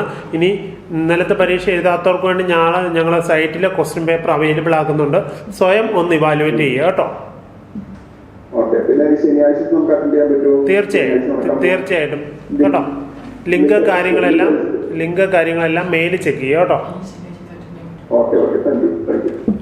അടുത്ത ശനിയാഴ്ചത്തെ അറ്റൻഡ് ചെയ്യാം കേട്ടോ. ഓൺലൈൻ അപ്പോൾ തന്നെ ഓൺ ടൈം ചെയ്യാം. കഴിഞ്ഞ ശനിയാഴ്ചത്തെ ക്വസ്റ്റ്യൻ പേപ്പർ സൈറ്റിൽ നാളെ അപ്ഡേറ്റ് ചെയ്യും. അത് പ്രിന്റ് എടുത്ത് സ്വയം ഒന്ന് ഇവാലുവേറ്റ് ചെയ്യുക കേട്ടോ. ഒന്നും ചെയ്യണ്ട. പേയ്മെന്റ് എല്ലാം നടത്തിയതല്ല, മെയിൽ ചെക്ക് ചെയ്യുക. കൃത്യമായിട്ട് മെയിൽ റെഗുലർ ആയിട്ട് ചെക്ക് ചെയ്യുക കേട്ടോ. Okay sir. Alana. Hello. Good evening സാറേ, പറഞ്ഞോളൂ.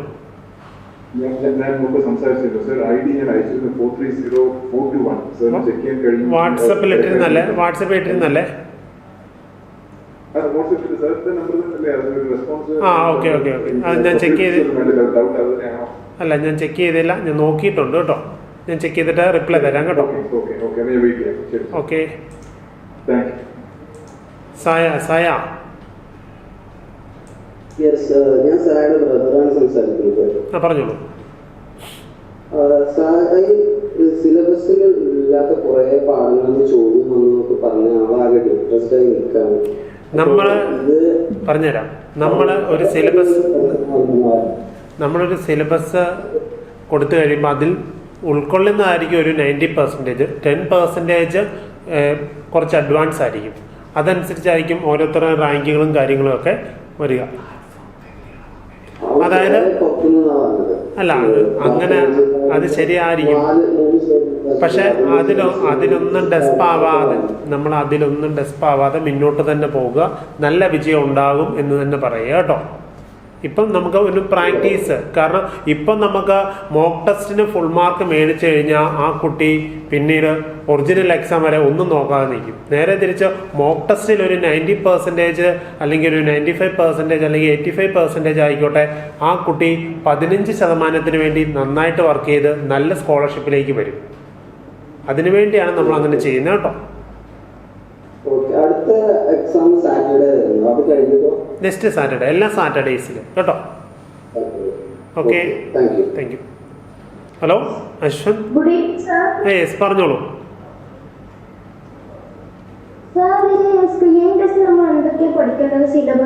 മോളെ സിലബസ് നമ്മളെ സൈറ്റിൽ ഇട്ടിട്ടുണ്ട്. brilliantpala.org എന്ന് പറയുന്നത് സൈറ്റിൽ ലോഗിൻ ചെയ്യുക. അപ്പം മോൾ ഇതിനു വേണ്ടി അപ്ലൈ ചെയ്തില്ലേ, അതിൽ കോഴ്സ് ബ്രോഷർ എന്ന് കിടപ്പുണ്ട്. അതിൽ സിലബസ് നമ്മൾ അറ്റാച്ച് ചെയ്തിട്ടുണ്ട് കേട്ടോ. സിലബസും സാമ്പിൾ ക്വസ്റ്റ്യനും അറ്റാച്ച് ചെയ്തിട്ടുണ്ട്. Okay. Asa Fathima. Hello sir. Hello, പറഞ്ഞോളൂ. ഓൾറെഡി ഫൗണ്ടേഷൻ കോഴ്സിൽ ഉണ്ട് ആണ്. അപ്പൊ ഈ സ്ക്രീനിങ് ടെസ്റ്റ് എഴുതുന്നത് വേണ്ട, ഇല്ലല്ല, ഒരിക്കലും സ്ക്രീനിങ് ടെസ്റ്റ് എഴുതിയാലും ഞങ്ങൾ റാങ്ക് ലിസ്റ്റ് ഉൾപ്പെടുത്തില്ല. കാരണം നമുക്ക് ഓൾറെഡി ഫൗണ്ടേഷൻ ഉള്ള കുട്ടികൾക്കെല്ലാം പ്രൊമോഷൻ ടെസ്റ്റാണ് നമ്മൾ കണ്ടക്ട് ചെയ്യുന്നത് കേട്ടോ. അത് വേണ്ട, അത് ഇയർ എൻഡിങ്ങിലായിരിക്കും നമ്മൾ അപ്ലൈ ചെയ്യുന്നത് കേട്ടോ. അല്ല, അപ്പൊ ഈ പ്രൊമോഷൻ ടെസ്റ്റിൽ പാസ് ആയാലും 9th നിന്ന് 10th പോകുമ്പോ അതേ ഉള്ളൂ. Okay sir. Okay. Annamari. Hello, good evening sir. Good evening sir. Good evening sir. എനിക്ക് ഈ സ്ക്രീനിങ്ങുമായിട്ടുള്ള ഒരു ഡൗട്ടാണ്. അതായത് ഇന്നലെ ഇപ്പോൾ മോക്ക് ടെസ്റ്റ് നടന്നല്ലോ. അപ്പൊ ഈ സിലബസിൽ ഇവരുടെ NCERT CBSE സിലബസിൽ ഇല്ലാത്ത ടോപ്പിക്കാണ് ജനറൽ കെമിസ്ട്രി എന്ന് പറയുന്ന ഒരു ടോപ്പിക്. അപ്പൊ അതിൽ നിന്ന് കുറെ ക്വസ്റ്റ്യൻസ് വന്നു കുട്ടി പറഞ്ഞു. അപ്പൊ ഇവർക്ക് അതുമായിട്ട് യാതൊരു ഫെമിലിയർ അല്ലല്ലോ ഇവര്. അപ്പൊ അങ്ങനെ വരുമോ എന്നുള്ളതാണ്. അത് മനഃപൂർവ്വം കോൺഷ്യസ് ആയിട്ട് തന്നെ നിങ്ങളത് ഇടുന്നതാണോ? കുറച്ച് നമ്മൾ അങ്ങനെ തന്നെ അറിഞ്ഞുകൊണ്ട് തന്നെ ഇടുന്നതാണ്. എന്നാലേ കുട്ടി ഒന്ന് വർക്ക് ചെയ്ത് കയറി വരുള്ളൂ. അപ്പം നോർമലി ഇപ്പോൾ അതിൽ നിന്ന് ഇപ്പോൾ ജനറൽ കെമിസ്ട്രി നമ്മളെ ഏത് ഫീൽഡിൽ ചെന്നാലും നമുക്ക് അത്യാവശ്യമായിട്ടുള്ള കാര്യമാണ്. നമ്മുടെ സിലബസിൽ ഇല്ലെങ്കിൽ തന്നെ അതൊന്നും നോക്കി വെച്ചേക്കുക. അത് 7th ക്ലാസ്സിൻ്റെയൊക്കെ നമ്മുടെ CBSEയുടെ അല്ലെങ്കിൽ NCERTയുടെ ബുക്കിനകത്ത് ജനറൽ കെമിസ്ട്രി അങ്ങനെയുള്ള ചാപ്റ്ററുകളുണ്ട്. ഓക്കെ. പ്രയാഗ. എൻ്റെ നമ്പരോ? ഹലോ, 89-216 89-216 89216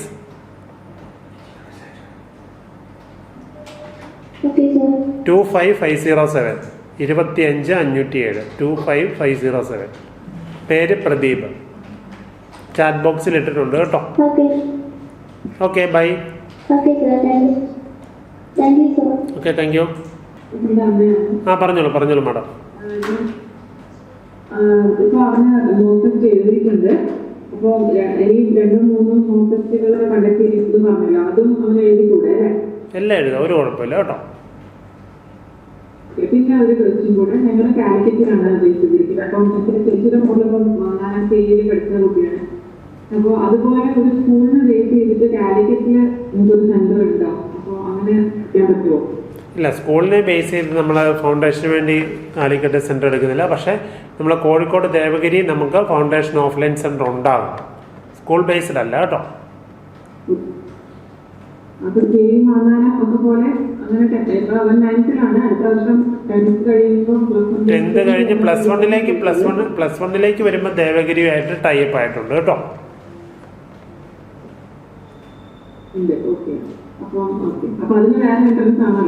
അതിന് വേറെ എൻട്രൻസ് ആണ് കേട്ടോ.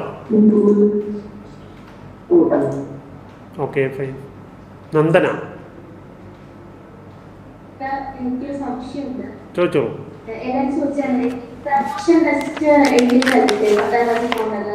അതല്ലോ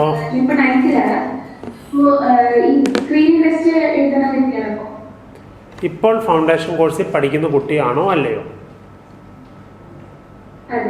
അതാണെങ്കിൽ ഈ സ്ക്രീനിങ് ടെസ്റ്റ് നിങ്ങൾക്കുള്ള സ്ക്രീനിങ് ടെസ്റ്റ് അല്ല.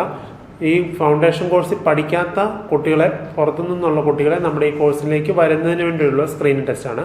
ഇപ്പോൾ ഫൗണ്ടേഷൻ ബാച്ച് പഠിക്കുന്ന എല്ലാവർക്കും നെക്സ്റ്റ് ഇയറിലേക്ക് പോകുന്നതിന് വേണ്ടി പ്രൊമോഷൻ ടെസ്റ്റ് ആയിരിക്കും നമ്മൾ കണ്ടക്ട് ചെയ്യുക. അത് നമ്മളിപ്പോൾ ക്ലാസ് എടുക്കുന്ന അതേ സിലബസിനെ ബേസ് ചെയ്തുള്ള എക്സാമുകളായിരിക്കും. അത് സ്കോളർഷിപ്പോട് കൂടി നമ്മൾ നടത്തുന്നതാണ്. ഓക്കെ, അപ്പോൾ ഇത് പ്രിയർ ചെയ്യരുത് കേട്ടോ. ഒരു ഫെബ്രുവരി മാർച്ച് മാസങ്ങളിലായിരിക്കും. ഡേറ്റ് ഫിക്സ് ആക്കാൻ ആയിട്ടില്ല കേട്ടോ. Okay, thank U. നമ്മുടെ ഈ ശരിക്കുള്ള സ്ക്രീനിങ് ടെസ്റ്റിൽ എങ്ങനെയാ റാങ്ക് വരുന്നത്, അല്ലെങ്കിൽ എത്ര സീറ്റ് ഉണ്ട്? അത് നമുക്ക് എക്സാം കഴിഞ്ഞിട്ടാണ് ഒരു എക്സാമിന്റെ കട്ട് ഓഫ് വരിക. ഓക്കെ, അപ്പോൾ അത് കഴിഞ്ഞിട്ട് നമുക്കത് പ്രെഡിക്റ്റ് ചെയ്യാൻ പറ്റുകയുള്ളൂ. നന്നായിട്ട് പഠിക്കുക. നമ്മളൊരു ഇത് എൻട്രൻസ് ആയിട്ട് നമ്മൾ ഈ കോഴ്സിലേക്ക് എൻട്രൻസ് ചെയ്യുന്നതായിട്ട് തന്നെ ഉദ്ദേശിക്കുക കേട്ടോ. ഓക്കെ, അഭിജിത്ത് യെസ് പറഞ്ഞോളൂ. സാർ, ഞാൻ ഇന്നാണ് ജോയിൻ ചെയ്തത്, രജിസ്റ്റർ ചെയ്തത്. അപ്പം ഇന്നലെ നടന്ന ഒരു ടെസ്റ്റ്, അത് ഇനി അടുത്ത ആഴ്ച വരുന്ന സാറ്റർഡേയിലെ ബാക്കിയാണോ? അല്ല, ആ ഇന്നലെ നടന്ന ടെസ്റ്റിൻ്റെ ക്വസ്റ്റ്യൻ പേപ്പർ നാളെ മോന് നമ്മുടെ ഇന്ന് രജിസ്റ്റർ ചെയ്ത അതേ സൈറ്റിൽ തന്നെ ഞങ്ങൾ അപ്ലോഡ് ചെയ്യുന്നുണ്ട്. പ്രിൻ്റ് എടുത്ത് സ്വയം പരീക്ഷ എഴുതാം.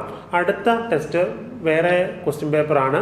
അത് മോന് അന്നേരം ഓൺ ടൈം എഴുതുകയും ചെയ്യാം. Okay okay, thank you. Okay, thank you. Achalnath. Hello sir. Yes sir, ഈ എക്സാമിന്റെ ഡ്യൂറേഷൻ വരുന്നത് 2 to 4 ആണോ 2 to 5 ആണോ? എക്സാം ഡ്യൂറേഷൻ ആണോ എക്സാം അവൈലബിൾ ടൈം ആണോ? Available time 2 to 4. എക്സാം നമ്മൾ എഴുതുന്നത് സമയം 2 to 4 ആയിരിക്കും. എക്സാം 2 തൊട്ട് 5 വരെ അവൈലബിൾ ആയിരിക്കും. എന്ന് വെച്ചാൽ നമുക്ക് 2:30 കയറിയാൽ 4 വരെ കിട്ടും, 3 മണിക്ക് കയറിയാൽ 5 വരെ കിട്ടും. പക്ഷെ ഡ്യൂറേഷൻ എന്ന് പറയുന്നത് 6, 7, 8 ക്ലാസ്സിൽ പഠിക്കുന്നവർക്ക് 2 മണിക്കൂറും 5ൽ പഠിക്കുന്നവർക്ക് 1.5 മണിക്കൂറും ആയിരിക്കും. Okay, yes. മെയിലിലേക്ക് ഒരു മെയിലും വരുന്നില്ല. ഞാൻ പൈസ അടയ്ക്കാത്തോണ്ടാണോ? അത് ഇന്നലെ മാത്രമാണ് പൈസ അടച്ചത്. അപ്പൊ അടുത്ത ആഴ്ച മെയിൽ വന്നോളും കേട്ടോ. അല്ലെ, ഇന്നിപ്പം മെയിൽ വന്നില്ലേ? ഇതിന്റെ മീറ്റിംഗിന്റെ ലിങ്ക് വന്നില്ലേ? വന്നിട്ടില്ല. ഞാൻ നമ്പർ കിട്ടപ്പോ കോൺടാക്ട് എനിക്ക് വാട്സപ്പിലൂടെ അയച്ചത്. ഓക്കെ, ആയിക്കോട്ടെ ആയിക്കോട്ടെ. ഡിയോൺ, ഹലോ പറഞ്ഞോളൂ.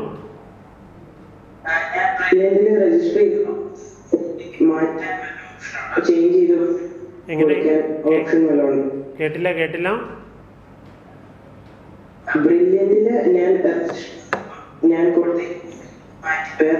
മോന് പ്രൊഫൈലിൽ ലോഗിൻ ചെയ്ത് എഡിറ്റ് ഓപ്ഷൻ എടുത്ത് എഡിറ്റ് ചെയ്യാവുന്നതാണ് കേട്ടോ. ഓക്കെ, അപ്പം നമ്മളിന്ന് ഡൗട്ട് ചോദിക്കാനുള്ള എല്ലാവർക്കും അവസരങ്ങൾ കൊടുത്തു. എല്ലാവരും ക്ലിയർ ചെയ്തു എന്ന് ഞാൻ പ്രതീക്ഷിക്കുന്നു. ഡൗട്ടുകൾ ഇനിയും ഉണ്ടാകും. അപ്പോൾ ഇനിയും നമുക്ക് ലൈവ് ഇതുപോലെ തന്നെ നമ്മൾ അറേഞ്ച് ചെയ്യുന്നതാണ്. അപ്പം കൃത്യമായിട്ട് ശനിയാഴ്ചത്തെ മോക്ക് ടെസ്റ്റ് എഴുതാൻ ശ്രമിക്കുക. പരമാവധി നല്ല രീതിയിൽ മുന്നോട്ട് പോവുക. പേയ്മെൻറ്റ് നടത്തുന്നവർക്കായിരിക്കും മോക്ക് ടെസ്റ്റ് അവൈലബിൾ ആകുക. എക്സാം ഫീസ് എന്ന് പറയുന്നത് 500 രൂപ ആണ്. അപ്പോൾ നമുക്ക് ശനിയാഴ്ച നമ്മുടെ റിസൾട്ടുമായിട്ട് നേരിട്ട് വീണ്ടും കാണാം. അപ്പോൾ ഇന്നത്തെ മീറ്റിങ്ങിൽ പങ്കെടുത്ത ഞങ്ങളുടെ ഏറ്റവും പ്രിയപ്പെട്ട പേരൻസിനും ഞങ്ങളുടെ സ്വന്തം കുട്ടികൾക്കും നന്ദി, നമസ്കാരം.